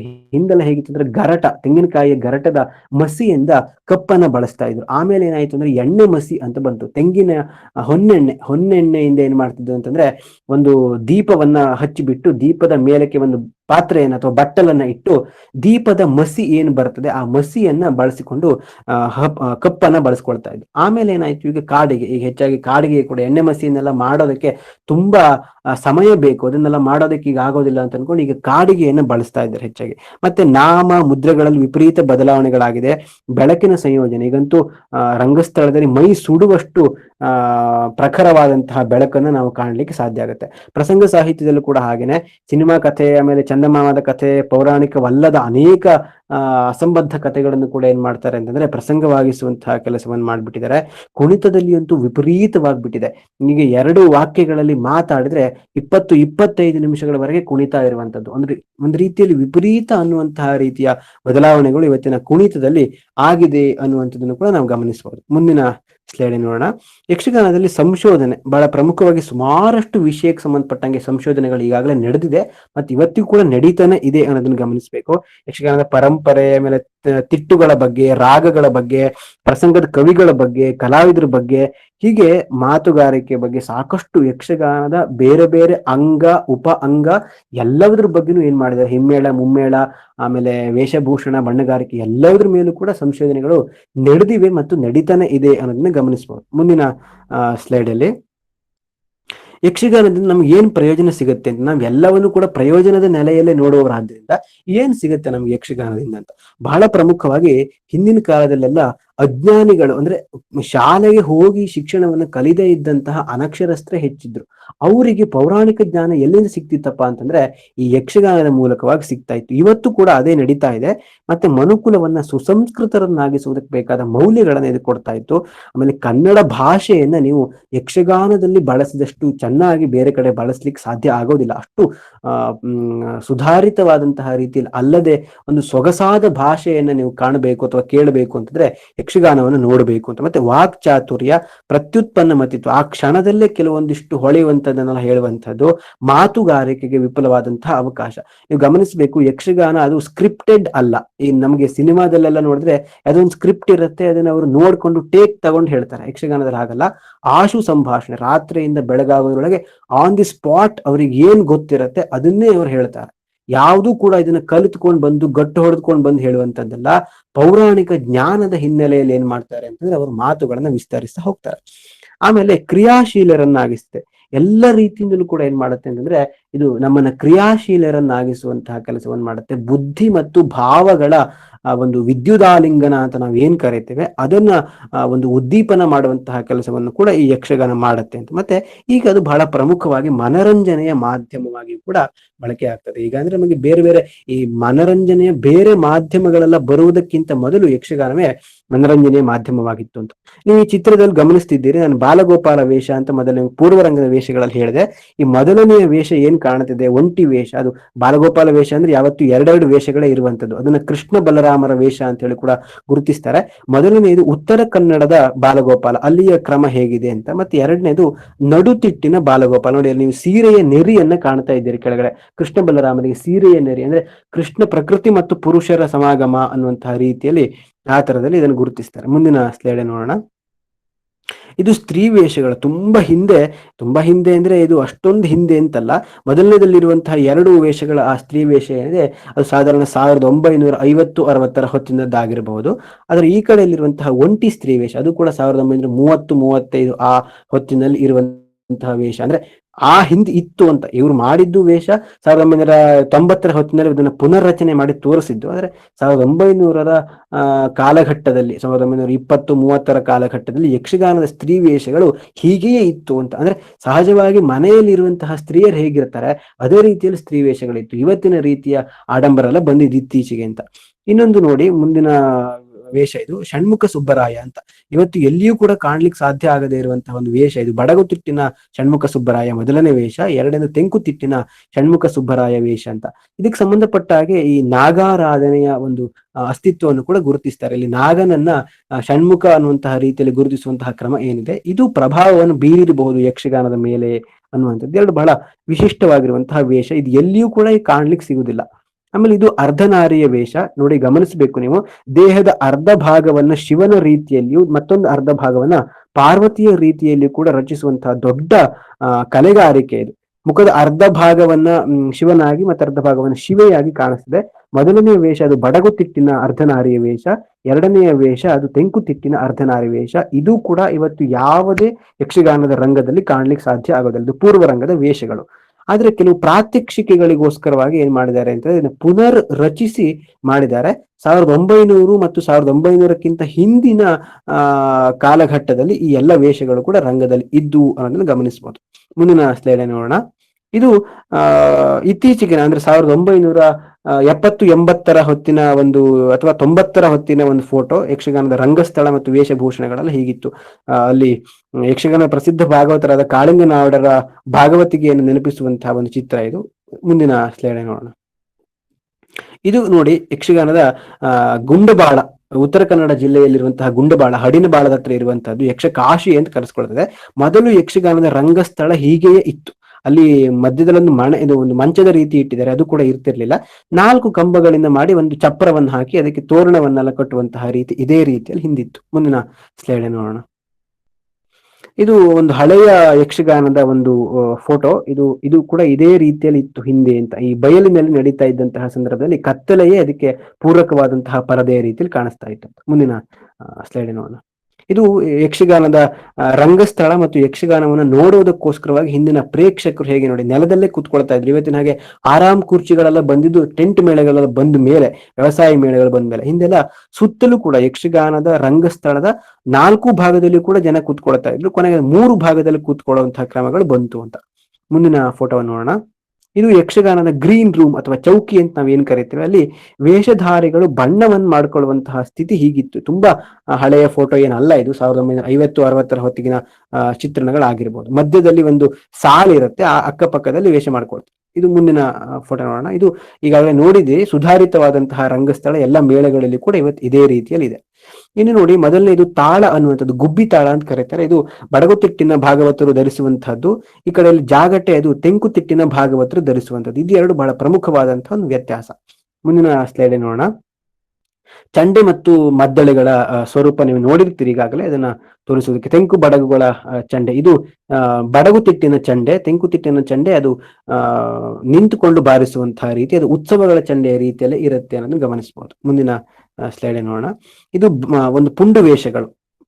ಇದು ತುಂಬಾ ಇತ್ತೀಚೆಗೆ, ನಿಮ್ಗೆಲ್ಲ ಹೆಚ್ಚಿಗೆ ಇತ್ತೀಚೆಗಿನ ಫೋಟೋಸ್ಗಳನ್ನೇ ತೋರಿಸ್ತಾ ಇರೋದು ನಿಮಗೆ ಅನುಕೂಲಕ್ಕಾಗಲಿ ಅನ್ನುವಂತಹ ರೀತಿಯಲ್ಲಿ. ಇಲ್ಲಿ ಎದೆ ಹಾರವನ್ನ ನೀವು ನೋಡ್ತೀರಿ, ಎದೆಯ ಪದಕವನ್ನ ಕತ್ತರಿ ಆಕಾರದಲ್ಲಿ ಇದೆ, ಗುಣಿಸುವ ಆಕಾರದಲ್ಲಿ. ಈ ಕಡೆ ಮೇಳದ ವೇಷ, ಇದು ಉರುಟು ಆಕಾರದಲ್ಲಿ ಇದನ್ನು ಬಳಸಿದ್ದನ್ನು ನೋಡಬಹುದು. ಮುಂದಿನ ಸ್ಲೈಡ್ ನೋಡೋಣ. ಕಿರೀಟದ ವೇಷ ಅಥವಾ ರಾಜವೇಷಗಳು. ಇದು ಮೊದಲನೇದು ತುಂಬಾ ಹಿಂದಿನದ್ದೇನಲ್ಲ, 1980-90 ಹೊತ್ತಿಗಿನದ್ದಾಗಿರ್ಬೋದು. ಇತ್ತೀಚೆಗಿನದ್ದು ಈಗ ಪ್ರಸ್ತುತ ಸಾಲಿಗ್ರಾಮ ಮೇಳದ ಒಂದು ವೇಷಭೂಷಣಗಳು. ಹಿಂದೆ ಕಿರೀಟದ ವೇಷ ಹಾಗಿತ್ತು, ಈಗ ಈ ರೀತಿಯಲ್ಲಿ ಇದೆ. ಎದೆಹಾರವನ್ನು ಕೂಡ ನೀವು ಗಮನಿಸಬಹುದು. ಈಗ ಮುಂದಿನ ಚಿತ್ರವನ್ನು ನೋಡೋಣ. ಇದು ಬಣ್ಣದ ವೇಷಗಳು, ಹೆಣ್ಣು ಬಣ್ಣ ಮತ್ತು ಗಂಡು ಬಣ್ಣ ಅಂತ 2 ಬಣ್ಣದ ವೇಷಗಳಿದೆ. ಇದು ಹೆಣ್ಣು ಬಣ್ಣದ ವೇಷ, ತಲೆಯ ಮೇಲ್ಗಡೆ ಈ ನವಿಲುಗೊರಿಯ ಗರಿಗಳನ್ನೆಲ್ಲ ಕಟ್ಟಿದಂತಹ ಒಂದು ವೇಷದ ಕಾಣ್ತದೆ. ಈ ಕಡೆಯಲ್ಲಿ ಬಡಗುತಿಟ್ಟಿನ 2 ಕೂಡ ವೇಷಗಳು. ಮುಂದಿನ ಸ್ಲೈಡ್ ನೋಡೋಣ. ಇದು ಕೂಡ ಬಡಗುತಿಟ್ಟಿನ ಬಣ್ಣದ ವೇಷ. ಹಿಂದೆಲ್ಲ ಎಂತೆಂತಹ ಭೀಕರವಾದಂತಹ ಬಣ್ಣವನ್ನ, ಬಡಗುತಿಟ್ಟಿನಲ್ಲಿ ಅಷ್ಟೇನಿಲ್ಲ ಬಣ್ಣಗಾರಿಕೆ, ಆದ್ರೂ ಕೂಡ ಇಷ್ಟು ಬಣ್ಣಗಾರಿಕೆಯನ್ನು ಮಾಡ್ತಾ ಇದ್ರು ಹಿಂದೆ ಅಂತ. ಇದು ಬಡಗುತಿಟ್ಟಿನ ವೇಷ. ಇದು ಸ್ತ್ರೀ ವೇಷಗಳು. ಇದು ತುಂಬಾ ಇತ್ತೀಚೆಗಿನ ಸ್ತ್ರೀ ವೇಷಗಳು. ರಂಗಸ್ಥಳದಲ್ಲಿ ಈಗ ನಾವು ಏನ್ ನೋಡ್ತೇವೆ ಆ ಸ್ತ್ರೀ ವೇಷಗಳನ್ನು ನಾವು ನೋಡ್ಬೋದು. ಇದು ಕೂಡ ಒಂದು ಹೊಸ ರೀತಿಯ ವೇಷ, ಮಂಟಪ ಪ್ರಭಾಕರ ಉಪಾಧ್ಯಾಯರದು ಹೊಸ ರೀತಿಯ ಸ್ತ್ರೀ ವೇಷ. ಮುಂದಿನ ವೇಷ ಇದು ಮುಂಡಾಸು ವೇಷ ಅಂತ. ಅಟ್ಟೆಯನ್ನು ಕಟ್ಟಿ ಮಾಡುವಂತದ್ದು, ದೊಡ್ಡ ಗಾತ್ರದ ಮುಂಡಾಸು, ಸುಮಾರು ಒಂದು 8-9 ಸುತ್ತುಗಳನ್ನೆಲ್ಲ ಮಾಡಿ ಇದನ್ನ ರಚಿಸಿಕೊಳ್ತಾ ಇದ್ರು. ಎದೆಹಾರವನ್ನ ನೀವು ನೋಡ್ತೀರಿ, ಕತ್ತರಿ ಎದೆಹಾರ. ಇದು ಬಡಗುತಿಟ್ಟಿನ ಒಂದು ವಿಶೇಷವಾದಂತಹ ಒಂದು ವೇಷಭೂಷಣ. ಹಿಂದೆ ತೆಂಕುತಿಟ್ಟಿನಲ್ಲಿ ಕೂಡ ಇಂತಹದ್ದೇ ಇತ್ತು ಅಂತ ಗುರುತಿಸ್ತಾರೆ, ಆದ್ರೆ ಈಗ ಈ ತರದ ವೇಷಗಳು ತೆಂಕುತಿಟ್ಟಿನಲ್ಲಿ ಎಲ್ಲಿಯೂ ಕೂಡ ಕಾಣ್ಲಿಕ್ಕೆ ಸಿಗೋದಿಲ್ಲ. ಇದು ನೋಡಿ, ಗಮನಿಸಬೇಕು, ತುಂಬಾ ವಿಶಿಷ್ಟವಾದಂತಹ ವೇಷ, ಕಿರಾತರ ವೇಷಕ್ಕೆ. ಇಲ್ಲಿ 2 ಪಗಡೆಗಳನ್ನ ಕಟ್ಟಿ ಮಾಡುವಂತಹ ಕಿರಾತರ ವೇಷ ಇವತ್ತು ಎಲ್ಲಿಗೂ ಕೂಡ ನಮ್ಗೆ ಕಾಣ್ಲಿಕ್ಕೆ ಸಿಗೋದಿಲ್ಲ. 2 ಕಡೆಗಳಲ್ಲೂ ಕೂಡ ಪಗಡೆಯನ್ನು ಕಟ್ಟಿ ಮಾಡ್ತಾ ಇದ್ರು ಕಿರಾತರ ಬೇಡರ ವೇಷಗಳಿಗೆ. ಆಮೇಲೆ ಅದರ ಮುಂದಿನ ಹಂತವಾಗಿ ಏನ್ ಮಾಡಿದ್ರು, ಒಂದೇ ಪಗಡೆಯನ್ನು ಸ್ವಲ್ಪ ಓರೆಯಾಗಿ ಕಟ್ಟಿ ಮಾಡುವಂತಹ ಕ್ರಮವನ್ನು ಮಾಡಿದ್ರು. ಇದು ಕೂಡ ಇವತ್ತು ಬಹಳ ಅಳಿವಿನ ಅಂಚಿನಲ್ಲಿರುವಂತಹ ಒಂದು ವೇಷ ಅಂತ ಗುರುತಿಸಬಹುದು.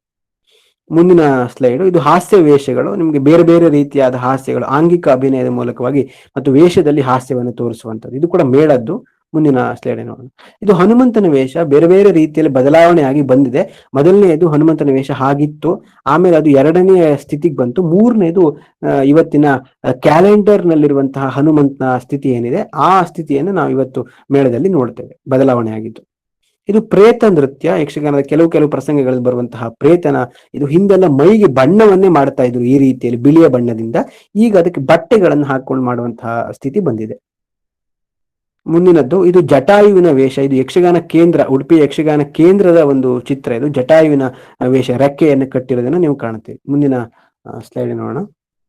ಇದು ರಾಜವೇಷಗಳು ರಂಗಸ್ಥಳದಲ್ಲಿ ಒಡ್ಡೋಲಗವನ್ನ ಕೊಡ್ತಾ ಇರುವಂತಹ ಸಂದರ್ಭದ ಒಂದು ದೃಶ್ಯ. ಮುಂದಿನ ಸ್ಲೈಡ್ ನೋಡೋಣ. ಇದು ಗೆಜ್ಜೆ, ಕಾಲಿಗೆ ಕಟ್ಟುವಂತಹ ಗೆಜ್ಜೆ. ಮೊದಲು ಇದ್ದಂತಹ ಗೆಜ್ಜೆ ಈಗ ಅಭಿಮಾನದ ಪೂರ್ವಕವಾಗಿ ಕೆಳಗಡೆ ಇರುವಂತಹ ಚಿತ್ರದಲ್ಲಿ ನೀವು ನೋಡ್ತಿರ್ತೀರ, ಅದು ಬೆಳ್ಳಿಯ ಗೆಜ್ಜೆ. ಅದನ್ನು ಅಭಿಮಾನದ ಪೂರ್ವಕವಾಗಿ ಕೆಲವು ಕಲಾವಿದರಿಗೆ ಬೆಳ್ಳಿಯ ಗೆಜ್ಜೆಗಳನ್ನು ಮಾಡಿಸಿಕೊಡುವಂಥದ್ದನ್ನು ಕೂಡ ನಾವು ಕಾಣ್ತೇವೆ. ಮುಂದಿನ ಸ್ಲೈಡು, ಇದು ಗೆಜ್ಜೆ ಕಟ್ಟಿದಂತಹ ಬಡಗುತಿಟ್ಟಿನ ಒಂದು ರೂಪ. ಆಮೇಲೆ ಇಲ್ಲಿ ಕಾಲ್ ಕಡಗವನ್ನು ಕೂಡ ನೋಡ್ತೀರಿ, ಬಿಳಿಯ ಬಣ್ಣದಲ್ಲಿ ಅದು ಕಾಲ್ ಕಡಗ ಅಂತ. ಓಕೆ, ಮುಂದಿನ ಸ್ಲೈಡ್ ನೋಡೋಣ. ಇದು ಕಿರೀಟದ ವೇಷ, ಕಿರೀಟ, ಬಡಗುತಿಟ್ಟಿನ ಕಿರೀಟ. ಇದರಲ್ಲಿ ಯಾವ್ದ್ಯಾವ್ದಕ್ಕೆ ಏನೇನು ಹೆಸರುಗಳಿದೆ ಅಂತ, ನವಿಲುಗರಿಯ ಕುಚ್ಚ, ಆಮೇಲೆ ತಾವರೆ, ಕೇದಿಗೆ, ಮುಂದಲೆ, ಕರ್ಣಪತ್ರ, ಹೀಗೆ ಅದನ್ನ ಬಿಡಿ ಬಿಡಿಯಾಗಿ ಅದನ್ನ ಬಿಡಿಸಿ ತೋರಿಸಿರುವಂತದ್ದು. ಮುಂದಿನ ಸ್ಲೈಡ್ ನೋಡೋಣ. ಇದು ಬೆಳ್ಳಿಯ ಕಿರೀಟ. ಕೆಲವು ಮೇಳಗಳಿಗೆ ಭಕ್ತಾದಿಗಳು ಬೆಳ್ಳಿಯ ಕಿರೀಟವನ್ನು ಕೂಡ ಹರಕೆಯ ರೀತಿಯಲ್ಲಿ ಕೊಡ್ತಾರೆ, ಅದು ಈ ರೂಪ. ಮುಂದಿನ ಸ್ಲೈಡ್ ನೋಡೋಣ. ಇದು ಈಗಾಗಲೇ ನಾನು ಹೇಳಿದ್ನಲ್ವಾ, ಅಟ್ಟೆ ಕಟ್ಟುವಂಥದ್ದು. ಹಿಂದೆಲ್ಲ ಇದೇ ರೀತಿಯಲ್ಲಿ ಒಂದೊಂದೇ ಹುಲ್ಲಿನ ಜಡೆಯ ಸುತ್ತನ್ನು ಕಟ್ಟಿ, ಆಮೇಲೆ ಅದನ್ನು ಬಳ್ಳಿಯ ಸಹಾಯದಿಂದ ಅಥವಾ ದಾರದ ಸಹಾಯದಿಂದ ಅದನ್ನು ಚೆನ್ನಾಗಿ ಜೋಡಿಸಿ, ಅದರ ಮೇಲೆ ಕಪ್ಪು ಅಥವಾ ಕೆಂಪು ಬಣ್ಣದ ಬಟ್ಟೆಯನ್ನು ಹಾಕಿ ತುಂಬಾ ಕೆಲಸಗಳನ್ನು ಮಾಡ್ತಾ ಇದ್ರು. ಈಗ ಸಿದ್ಧಮಾಧ್ಯರದ್ದು ಬಂದ್ಬಿಟ್ಟಿದೆ. ಮುಂದಿನ ಚಿತ್ರವನ್ನು ನೀವು ನೋಡಿದ್ರೆ ಗೊತ್ತಾಗತ್ತೆ ನೋಡಿ, ಅದು ಈ ರೂಪಕ್ಕೆ ಬರ್ತದೆ. ಇದು ಈಗಾಗಲೇ ನಾವು ಮುಂಡಾಸಿನ ವೇಷ ಏನ್ ನೋಡಿದ್ವಿ, ಆ ಮುಂಡಾಸಿನ ಈಗ ಬಟ್ಟೆಯನ್ನು ಕಟ್ಟಿ ಮೇಲ್ಗಡೆ ಒಂದು ಚೆನ್ನಾಗಿ ಅದನ್ನು ಬಂಧಿಸಿ ಬಿಟ್ಟು ಏನ್ ಮಾಡ್ತಾರೆ ಅಂದ್ರೆ ಇದ್ರ ಮೇಲೆ ಬಟ್ಟೆಯನ್ನು ಹಾಕಿ ಕಟ್ಟುವಂತಹ ಕ್ರಮಗಳು ಹಿಂದಿತ್ತು. ಮುಂದಿನ ಸ್ಲೈಡ್ ನೋಡೋಣ. ಇದು ಯಕ್ಷಗಾನದ ಕೇದಿಗೆ ಮುಂದಲೆ. ಇದು ರೆಡಿಮೇಡ್, ಈಗ ಇರುವಂತಹ ರೆಡಿಮೇಡ್, ಇದು ಅರಳಿ ಎಲೆ ಆಕಾರದ್ದು, ಇದು ಬೆಂಡ್, ಥರ್ಮಕೋಲಿನ ಬೆಂಡ್, ಇದು ಸಿದ್ಧ ಮಾದರಿ. ಇದು ಇದರಲ್ಲಿ ಕೂಡ ಯಾವ್ದಾವ್ದಕ್ಕೆ ಏನೇನು ಕರೀತಾರೆ ಅಂದ್ರೆ ತಾವರೆ, ತುರಾಯಿ, ಕೇದಿಗೆ, ಆಮೇಲೆ ಕರ್ಣಪತ್ರ, ಹೀಗೆ ಒಂದೊಂದಕ್ಕೂ ಕೂಡ ಒಂದೊಂದು ಹೆಸರನ್ನ ಕೂಡ ನಾವು ಗುರುತಿಸ್ತೇವೆ. ಅದನ್ನ ನಾವು ಕಾಣಬಹುದು. ಕೆಳಗಿರುವಂತದ್ದು ಕೆಂಪು ಬಣ್ಣದ ಕೇದಿಗೆ ಮುಂದಲೆ. ಇದು ಯಕ್ಷಗಾನದ ವೇಷವನ್ನು ಕಟ್ಟಿದ ಮೇಲೆ ಇರುವಂತದ್ದು ಪುಂಡು ವೇಷ ಅಂತ ನಾವು ಏನ್ ಕರಿತೇವೆ. ಅದಕ್ಕೆ ಎಲ್ಲವನ್ನು ಕೂಡ ಒಂದೊಂದು ಹೆಸರನ್ನ ಗುರುತಿಸ್ತೇವೆ. ಇದನ್ನ ಗುರುತಿಸಿರುವಂತದ್ದು ಕಾಲ್ ಕಡ್ಗ, ಆಮೇಲೆ ಎದೆಹಾರ, ಇದೆಲ್ಲವನ್ನು ಕೂಡ ಗುರುತಿಸಿ ಇರುವಂತದ್ದು. ಮುಂದಿನ ಚಿತ್ರ ನೋಡೋಣ. ಇದು ಬಡಗುತಿಟ್ಟಿನ ಬಣ್ಣಗಾರಿಕೆ. ನೋಡಿ, ಚುಟ್ಟಿ ಇಟ್ಟು ಮಾಡ್ತಾ ಇದ್ದಂತಹ ಬಣ್ಣಗಾರಿಕೆ, ಅಕ್ಕಿ ಹಿಟ್ಟಿನ ಚುಟ್ಟಿಯನ್ನು ಕಟ್ಟಿ ಮಾಡ್ತಾ ಇದ್ರು. ಮುಂದಿನ ಸ್ಲೈಡ್ ನೋಡೋಣ. ಓಕೆ, ಇದು ಕೂಡ ಅದೇ ಬಣ್ಣದ ವೇಷದ ಒಂದು ಇನ್ನೊಂದು ಚಿತ್ರ. ಮುಂದಿನ ಸ್ಲೈಡ್ ನೋಡೋಣ. ಇದು ತೆಂಕುತಿಟ್ಟಿನ ಕಿರೀಟದ ವೇಷ. ಇದರಲ್ಲಿ ಬೇರೆ ಹೆಸರುಗಳನ್ನು ಕೂಡ ಗುರುತಿಸ್ತೇವೆ ನಾವು ಬಡಗುತಿಟ್ಟಿನಲ್ಲಿ ಇದ್ದ ಹಾಗೆ. ಇದನ್ನಲ್ಲಿ ವಿಂಗಡಿಸಿ ತೋರಿಸಿರುವಂತದ್ದು. ಇದು ತೆಂಕುತಿಟ್ಟಿನ ವೇಷಭೂಷಣ. ಇವತ್ತು ನಮಗೆ ರಂಗಸ್ಥಳದಲ್ಲಿ ಕಾಣುವಂತದ್ದು. ಮೊದಲನೇ ವೇಷ ಕಿರೀಟದ ವೇಷ, ಎರಡನೇ ವೇಷ ಪುಂಡು ವೇಷ ಅನ್ನುವಂತಹ ರೀತಿಯಲ್ಲಿ ಗುರುತಿಸುವಂಥದ್ದು ತೆಂಕುತಿಟ್ಟಿನ ವೇಷ. ಅದಕ್ಕೆ ಪಗಡಿ, ಮೊದಲನೇ ಕಿರೀಟದ ವೇಷ ಅಂತ ಕರೀತಾರೆ, ಎರಡನೇದಕ್ಕೆ ಅದನ್ನ ಪಗಡಿ ವೇಷ ಅನ್ನುವಂತಹ ರೀತಿಯಲ್ಲಿ ಕರೀತಾರೆ ಅದನ್ನ. ಮುಂದಿನ ಸ್ಲೈಡ್ ನೋಡೋಣ. ಇದು ರಂಗಸ್ಥಳದ ಒಂದು ದೃಶ್ಯ. ಇದು ಒಡ್ಡೋಲ್ಗವನ್ನು ಕೊಟ್ಟಿರುವಂತಹದ್ದು. ಇದು ಬಣ್ಣದ ವೇಷ, ತೆಂಕುತಿಟ್ಟಿನದು. ಬೇರೆ ರೀತಿಯಲ್ಲಿ ಮುಖದ ಬಣ್ಣವನ್ನು ಹೇಗೆ ರಚಿಸಿಕೊಳ್ತಾ ಇದ್ರು ಅಂತ. ಮುಂದಿನ ಸ್ಲೈಡ್ ನೋಡೋಣ. ಇದು ಮಹಿಷಾಸುರನ ವೇಷ, ಎರಡನೆಯದ್ದು. ಅದು ತುಂಬಾ ಹಳೆಯದ್ದು, ಬ್ಲಾಕ್ ಅಂಡ್ ವೈಟ್ ಕಾಲದಲ್ಲಿ ತೆಗೆದಿದ್ದು. ಮೊದಲನೇದು ಇತ್ತೀಚೆಗಿನ ಒಂದು ಫೋಟೋ, ಬಣ್ಣದ ವೇಷವನ್ನ ನೋಡುವಂತಹದ್ದು. ಮುಂದಿನ ಸ್ಲೈಡ್ ನೋಡೋಣ. ಇದು ಕೂಡ ಈ ಕಪಿನಾಯಕರ ವೇಷ, ಮಂಗಗಳ ವೇಷವನ್ನ ಯಕ್ಷಗಾನದಲ್ಲಿ ಹೇಗೆ ತೋರಿಸುವಂಥದ್ದು, ತೆಂಕುತಿಟ್ಟಿನ ವೇಷ, ಇದೆರಡು ಕೂಡ. ಮುಂದಿನದ್ದು ಇದು ಕೂಡ ನೋಡಿ, ಮುಖದಲ್ಲಿ ಆನೆಯ ಚಿತ್ರವನ್ನು ಮಾಡುವಂತದ್ದು, ಮುಖದಲ್ಲಿ ಆಮೇಲೆ ಬೇರೆ ರೀತಿಯಾಗಿರುವ ಪ್ರಾಣಿಗಳ, ಅಂದ್ರೆ ಆನೆ, ಗಜರಾಜನನ್ನ ಪಾತ್ರ ಮಾಡ್ಬೇಕು ಅಂತಂದ್ರೆ ಮುಖದಲ್ಲಿ ಆ ತರದ ಬಣ್ಣವನ್ನ ಮಾಡ್ತಾ ಇದ್ರು. ಮುಖವಾಡವನ್ನ ಧರಿಸುವಂತಹ ಕ್ರಮಗಳೆಲ್ಲ ಇರಲಿಲ್ಲ, ಬಣ್ಣದಲ್ಲಿಯೇ ಮಾಡ್ತಾ ಇದ್ರು. ಓಕೆ, ಮುಂದಿನ ಸ್ಲೈಡ್ ನೋಡೋಣ. ಇದು ತೆಂಕುತಿಟ್ಟಿನ ಒಂದು ಬಣ್ಣದ ವೇಷದ ಸ್ಥಿತಿ ಹೀಗಿದೆ ಅಂತ. ಅದಕ್ಕೆ ಸುತ್ತಲಿರುವಂತಹ ಆ ಕಿರೀಟಕ್ಕೆ ಕೇಶಾವರಿ ತಟ್ಟಿ ಅಂತ ಹೇಳಿ ಕರೀತಾರೆ, ದೊಡ್ಡ ಗಾತ್ರದ ಆ ವೃತ್ತಾಕಾರದ ಒಂದು ಕಿರೀಟಕ್ಕೆ. ಮುಂದಿನ ಚಿತ್ರವನ್ನು ನೋಡೋಣ. ಮುಂದಿನ ಸ್ಲೈಡ್ ನೋಡೋಣ. ಓಕೆ, ಇದು ಕೂಡ ಚುಟ್ಟಿ ಇಟ್ಟು ಮಾಡ್ತಾ ಇದ್ದಂತಹ ಸ್ಥಿತಿ ಹೀಗಿತ್ತು ಅಂತ. ಈಗೆಲ್ಲ ಇದಕ್ಕೆ ಪೇಪರ್ ಕಟ್ಟಿಂಗ್ಸ್ ಅನ್ನ ಬಳಸ್ತಾರೆ ಇದಕ್ಕೆ. ಮುಂದಿನ ಸ್ಲೈಡ್ ನೋಡೋಣ. ಇದು ಕೂಡ ತೆಂಕುತಿಟ್ಟಿನ ವೇಷ. ಇದು ನೋಡಿ, ಸರ್ಪದ ಒಂದು ಮುಖವರ್ಣಿಕೆಯನ್ನು ಮುಖದಲ್ಲಿ ಬಿಡಿಸಿರುವಂಥದ್ದು. ಮೊದಲು ಜಾಂಬವಂತನ ಅಥವಾ ಕರಡಿಯ ಚಿತ್ರವನ್ನು ಬಿಡಿಸಿರುವಂಥದ್ದು. ಮುಂದಿನ ಸ್ಲೈಡ್ ನೋಡೋಣ. ಇದು ಅದೇ ತೆಂಕುತಿಟ್ಟಿನ ಬಣ್ಣದ ವೇಷ. ಈ ಸುತ್ತಲಿರುವಂತಹ ಆ ವೃತ್ತಾಕಾರದಕ್ಕೆ ಕೇಶಾವರಿ ತಟ್ಟಿ ಅಂತ ಹೇಳಿ ಕರೀತಾರೆ, ಆ ಕಿರೀಟದ ಹೆಸರದು. ಮುಂದಿನ ಸ್ಲೈಡ್ ನೋಡೋಣ. ಓಕೆ, ಇದು ಕೂಡ ಒಂದು ವರಾಹ, ಶ್ವೇತ ವರಾಹ ಅಥವಾ ಹಂದಿಯ ವೇಷವನ್ನ ನಾವು ಕಾಣ್ತೇವೆ, ತೆಂಕುತಿಟ್ಟಿನ ವೇಷ. ಇದು ಕೂಡ ಗರುಡನ ವೇಷ, ಎರಡು ರೀತಿಯಲ್ಲಿ ಕೂಡ ಗರುಡನ ವೇಷವನ್ನು ಮಾಡ್ತಾರೆ ತೆಂಕುತಿಟ್ಟಿನಲ್ಲಿ. ಇದು ಗರುಡನ ವೇಷ. ಇದು ಕಾಳಿಂಗ ಸರ್ಪದ ಒಂದು ವೇಷಭೂಷಣವನ್ನು ನೀವು ಕಾಣಬಹುದು. ಬೇರೆ ರೀತಿಯಲ್ಲಿ ಮಾಡ್ತಾರೆ, ಇದು ಒಂದು ಮಾದರಿ ಅಷ್ಟೇ. ಇದು ಕೂಡ ಒಂದು ಬಣ್ಣದ ವೇಷದ ರೀತಿಯಲ್ಲಿರುವಂಥದ್ದು. ಮುಂದೆ ಇದು ಪುರುಷಾಮೃಗ ಅಂತ ಒಂದು ವಿಶೇಷವಾದಂತಹ ಒಂದು ವೇಷಭೂಷಣ. ಇದನ್ನು ಬೇರೆ ರೀತಿಯಲ್ಲಿ ಕೂಡ ಮಾಡ್ತಾರೆ, ಅದನ್ನು ಗುರುತಿಸಬಹುದು. ಶಿವಭಕ್ತ ಇವನು. ಹಾಗಾಗಿ ಇದು ಹಾಸ್ಯ ವೇಷ, ತೆಂಕುತಿಟ್ಟಿನಲ್ಲಿರುವಂತಹ ಹಾಸ್ಯ ವೇಷಗಳು. ಮುಖವನ್ನು ನೋಡಿ, ಎರಡನೇ ವೇಷ ಅದು ಮುಖವಾಡ ಅಲ್ಲ, ಅದು ಮುಖವನ್ನೇ ಆ ರೀತಿಯಲ್ಲಿ ತಿರುಗಿಸಿ ಕಾಣುವ ಹಾಗೆ ಚಿತ್ರವನ್ನು ಬಿಡಿಸ್ಕೊಂಡಿರೋದು. ಅದು ಮುಖವಾಡ ಅಲ್ಲ, ಅದು ಬಣ್ಣವನ್ನೇ ಬಳಸಿ ಆ ತರ ಮಾಡಿರುವಂಥದ್ದು. ಓಕೆ, ಮುಂದಿನ ಚಿತ್ರ. ಓಕೆ, ಇದು ತೆಂಕುತಿಟ್ಟಿನ ವೇಷಭೂಷಣ. ಮುಂದಿನದ್ದು ಇದು ತೆಂಕುತಿಟ್ಟಿನ ಮಾಯಾಪೂತನೆ, ಈ ರೀತಿಯದು. ಇದು ಸರಿ, ಓಕೆ, ಮುಂದಿನ ಚಿತ್ರವನ್ನು ನೋಡೋಣ. ಇದು ಹನುಮಂತನ ವೇಷ ತೆಂಕುತಿಟ್ಟಿನಲ್ಲಿ ಈ ರೀತಿಯಲ್ಲಿ ಮೈಗೆ ಬಟ್ಟೆಯನ್ನು ಹಾಕಿಯೇ ಮಾಡುವಂತದ್ದು ಕ್ರಮ. ಈ ಬಡಗುತಿಟ್ಟಿನಲ್ಲಿ ಈಗ ಮೈ ಬಿಟ್ಟು, ಅಂದ್ರೆ ಬಟ್ಟೆಯನ್ನು ಹಾಕದೆ ಬರಿ ಮೈನಲ್ಲಿ ವೇಷವನ್ನು ಮಾಡುವಂತದ್ದಿದೆ. ಈ ಕಿರೀಟಕ್ಕೆ ಹನುಮಂತನ ಕಿರೀಟ ಅಂತಲೇ ಕರೀತಾರೆ. ಇದು ಬೇರೆ ಯಾವ ಪಾತ್ರಗಳಿಗೂ ಕೂಡ ಇದನ್ನು ಬಳಸೋದಿಲ್ಲ, ಹನುಮಂತನಿಗೆ ಮಾತ್ರ ಬಳಸ್ತಾರೆ. ಮುಂದಿನ ಚಿತ್ರವನ್ನು ನೋಡೋಣ. ಇದು ಕೂಡ ಹನುಮಂತನ ಚಿತ್ರವೇ. ಇದು ನೋಡಿ, ಓಕೆ, ಹಿಂದಿನ ಸ್ಲೈಡು. ಇದು ಮೊದಲನೆಯ ವೇಷ, ಇದರಲ್ಲಿ ಕೃಷ್ಣನ ವೇಷ, ಎರಡು ಕೂಡ ಕೃಷ್ಣನದ ವೇಷ. ಮೊದಲನೇದು ಬಡಗುತಿಟ್ಟಿನ ಕೃಷ್ಣ, ಅದು ಕೆಳಗಿನ ಸೀರೆಯ ನೆರಿಯನ್ನು ನೀವು ಕಾಣುತ್ತೀರಿ. ಆಮೇಲೆ ವೃತ್ತಾಕಾರದ ಎದೆಹಾರವನ್ನು ಬಳಸೋದಿಲ್ಲ ಕೃಷ್ಣನಿಗೆ, ಇಂಟು ಮಾರ್ಕ್ ಅಥವಾ ಗುಣಿಸುವ ಆಕಾರದಲ್ಲೇ ಬಳಸ್ತಾರೆ. ಇದು ಸ್ವಲ್ಪ ಬದಲಾವಣೆ ಮಾಡ್ಕೊಂಡಿದ್ದಾರೆ ಇತ್ತೀಚೆಗೆ. ಎರಡನೇದು ಉತ್ತರ ಕನ್ನಡ ತಿಟ್ಟಿನ ಕೃಷ್ಣ, ಅದು ಎಲ್ಲ ವೇಷಗಳ ಹಾಗೆ ಚೌಕುಳಿ ಬಟ್ಟೆಯ ಕಸೆ ಸೀರೆಯನ್ನೇ ಹಾಕಿ ಮಾಡ್ತಾರೆ, ವೃತ್ತಾಕಾರದ ಎದೆಹಾರ ಇರ್ತದೆ. ಮತ್ತೆ ಮುಂದಿನ ಸ್ಲೈಡ್ ನೋಡೋಣ. ಅರ್ಜುನನ ವೇಷ ಎರಡು ಕೂಡ. ಮೊದಲನೇದು ಬಡಗುತಿಟ್ಟಿನ ಅಥವಾ ನಡುತಿಟ್ಟಿನ ಅರ್ಜುನನ ವೇಷ, ಬಿಳಿ ಬಣ್ಣದ ಭುಜಕೀರ್ತಿಯನ್ನು ಧರಿಸಿದೆ, ಮತ್ತೆ ಎದೆಹಾರಕ್ಕೆ ಇಂಟು ಆಕಾರದ್ದು. ಆಮೇಲೆ ತಲೆಗೆ ಶಿರೋಭೂಷಣ, ಅದು ಅರಳಿ ಎಲೆ ಆಕಾರದ ಪಕಡಿಯನ್ನು ಧರಿಸ್ತಾರೆ. ಅದೇ ಉತ್ತರ ಕನ್ನಡ ತಿಟ್ಟಿನಲ್ಲಿ ಕಿರೀಟವನ್ನು ಧರಿಸುವಂತದ್ದು ಅರ್ಜುನನ ಕ್ರಮ, ಮತ್ತು ಎದೆಹಾರಕ್ಕೆ ಉರುಟು ಎದೆಹಾರವನ್ನು ಬಳಸ್ತಾರೆ. ಇದು ಮುಖ್ಯವಾದ್ದು. ಇದು ಕೂಡ ಒಂದು ವೇಷ, ಬಡಗುತಿಟ್ಟಿನ ಒಂದು ಆದಿಶೇಷನ ಒಂದು ವೇಷಭೂಷಣ ನೋಡ್ತೇವೆ. ಮುಂದಿನ ಚಿತ್ರಣ. ಇದು ಇತ್ತೀಚೆಗಿನ ಅತಿರೇಕಕ್ಕೆ ಒಂದು ಉದಾಹರಣೆ. ಮೊಳೆಯ ಮೇಲೆ ನಿಂತ್ಕೊಂಡು ಅಭಿನಯ ಮಾಡುವಂಥದ್ದು. ಇದು ಪೆರಡೂರು ಮೇಳದ ಒಂದು ಯಾವುದೋ ಒಂದು ಪ್ರಸಂಗದ ಒಂದು ದೃಶ್ಯ. ಇದು ಅಭಿಮನ್ಯು ಕಾಳಗದ್ದು ಅಂತ ಅನ್ಕೊಳ್ತೇನೆ. ಈ ತರದ ಸರ್ಕಸ್ ಗಳೆಲ್ಲ ಬಂದ್ಬಿಟ್ಟಿದೆ. ಇದು ಓಕೆ, ಮುಂದಿನ ಸ್ಲೈಡ್ ನೋಡೋಣ. ಇದು ಒಂದು ದೊಡ್ಡ ಗಾತ್ರದ ಮುಂಡಾಸು ವೇಷ. ಜೋಡಾಟಗಳಲ್ಲೆಲ್ಲ ಇಂತಹ ವೇಷಭೂಷಣಗಳನ್ನು ಬಳಸ್ತಾರೆ. ಅಂದ್ರೆ ಜೋಡಾಟ ಸ್ಪರ್ಧೆಗಾಗಿ ಇರುವಂತದ್ದು. ಎತ್ತರವಾದಂತಹ ಮುಂಡಾಸುಗಳನ್ನು ಬಳಸಿ ಹೆಚ್ಚು ನಾವು ಪ್ರಸಿದ್ಧಿಯನ್ನು ಪಡಿಬೇಕು ಅನ್ನುವಂತಹ ಕಾರಣಕ್ಕೆ ಬಳಸ್ತಾರೆ. ಇದನ್ನೆಲ್ಲ ಬೇರೆ ಸಂದರ್ಭಗಳಲ್ಲಿ ಬಳಸೋದಿಲ್ಲ, ಜೋಡಾಟಕ್ಕೆ ಮಾತ್ರ ಇಂತಹ ಎತ್ತರವಾದ ಮುಂಡಾಸುಗಳನ್ನು ಬಳಸ್ತಾರೆ. ಓಕೆ, ಇದು ಜೋಡಾಟದ ದೃಶ್ಯಗಳು. ಎರಡು ಮೇಳಗಳು ಒಟ್ಟೊಟ್ಟಿಗೆ ಆಗ್ತಿರುವಾಗ ಎರಡೂ ಮೇಳಗಳಲ್ಲಿ ಇಂತಹ ಎತ್ತರವಾದ ಯಾವುದು ಹೆಚ್ಚು ಸ್ಪರ್ಧೆಗೆ ಬರ್ತದೆಯೋ ಅಂತದನ್ನೆಲ್ಲ ಬಳಸ್ಕೊಳ್ತಾರೆ ಅಂತ ನೋಡಬಹುದು.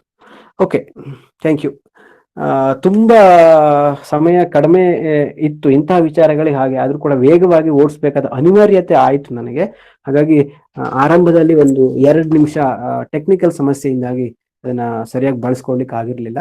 ನಿಮ್ಗೆ ಎಷ್ಟು ಅರ್ಥ ಆಯ್ತು ಅಂತ ಗೊತ್ತಿಲ್ಲ. ಇಡೀ ಯಕ್ಷಗಾನವನ್ನ ಸ್ಥೂಲವಾದ ರೀತಿಯಲ್ಲಿ ಅಷ್ಟೇ ಪರಿಚಯಿಸುವುದಕ್ಕೆ ಸಾಧ್ಯ ಆಯ್ತು ಅಂತ ನಾನು ಅಂದ್ಕೊಳ್ತೇನೆ. ಇಷ್ಟು ಹೇಳಿ ನನ್ನ ಮಾತನ್ನು ಮುಗಿಸ್ತೇನೆ, ಸಮಯ ಆಗ್ತಾ ಬಂದಿದ್ರಿಂದ. ಅವಕಾಶಕ್ಕಾಗಿ ಧನ್ಯವಾದಗಳು.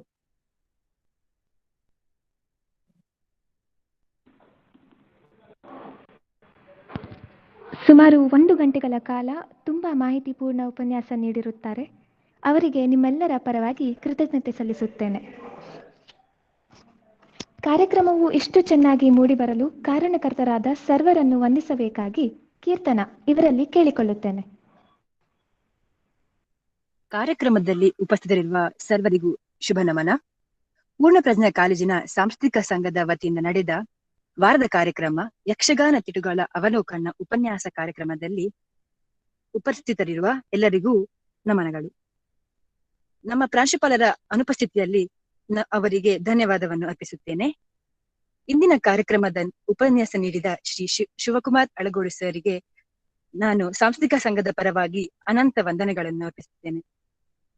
ಕಾರ್ಯಕ್ರಮದಲ್ಲಿ ಉಪಸ್ಥಿತರಿದ್ದು ಎಲ್ಲ ರೀತಿಯಲ್ಲಿ ಮಾರ್ಗದರ್ಶನ ನೀಡಿದ ನಮ್ಮ ಎಲ್ಲ ಉಪನ್ಯಾಸಕರಿಗೂ ಅನಂತ ನಮನಗಳು. ಕಾರ್ಯಕ್ರಮವನ್ನು ನಿರೂಪಿಸಿದ ರೋಶ್ನಿ ಶೆಟ್ಟಿ, ಪ್ರಾರ್ಥನಾ ಗೀತೆಯನ್ನು ಹಾಡಿದ ಅನಿಶಾ ಶೆಟ್ಟಿ ಹಾಗೂ ಸ್ವಾಗತಿಸಿದ ಸಿಂಧು ಅವರಿಗೂ ವಂದನೆಗಳು. ಕಾರ್ಯಕ್ರಮದಲ್ಲಿ ಉಪಸ್ಥಿತರಿದ್ದು ಸಹಕರಿಸಿದ ಸಾಂಸ್ಕೃತಿಕ ಸಂಘದ ಎಲ್ಲಾ ಸದಸ್ಯರಿಗೂ ಧನ್ಯವಾದವನ್ನು ಸಲ್ಲಿಸುತ್ತೇನೆ. ಕೊನೆಯದಾಗಿ ಎಲ್ಲರಿಗೂ ಮತ್ತೊಮ್ಮೆ ವಂದನೆಗಳು.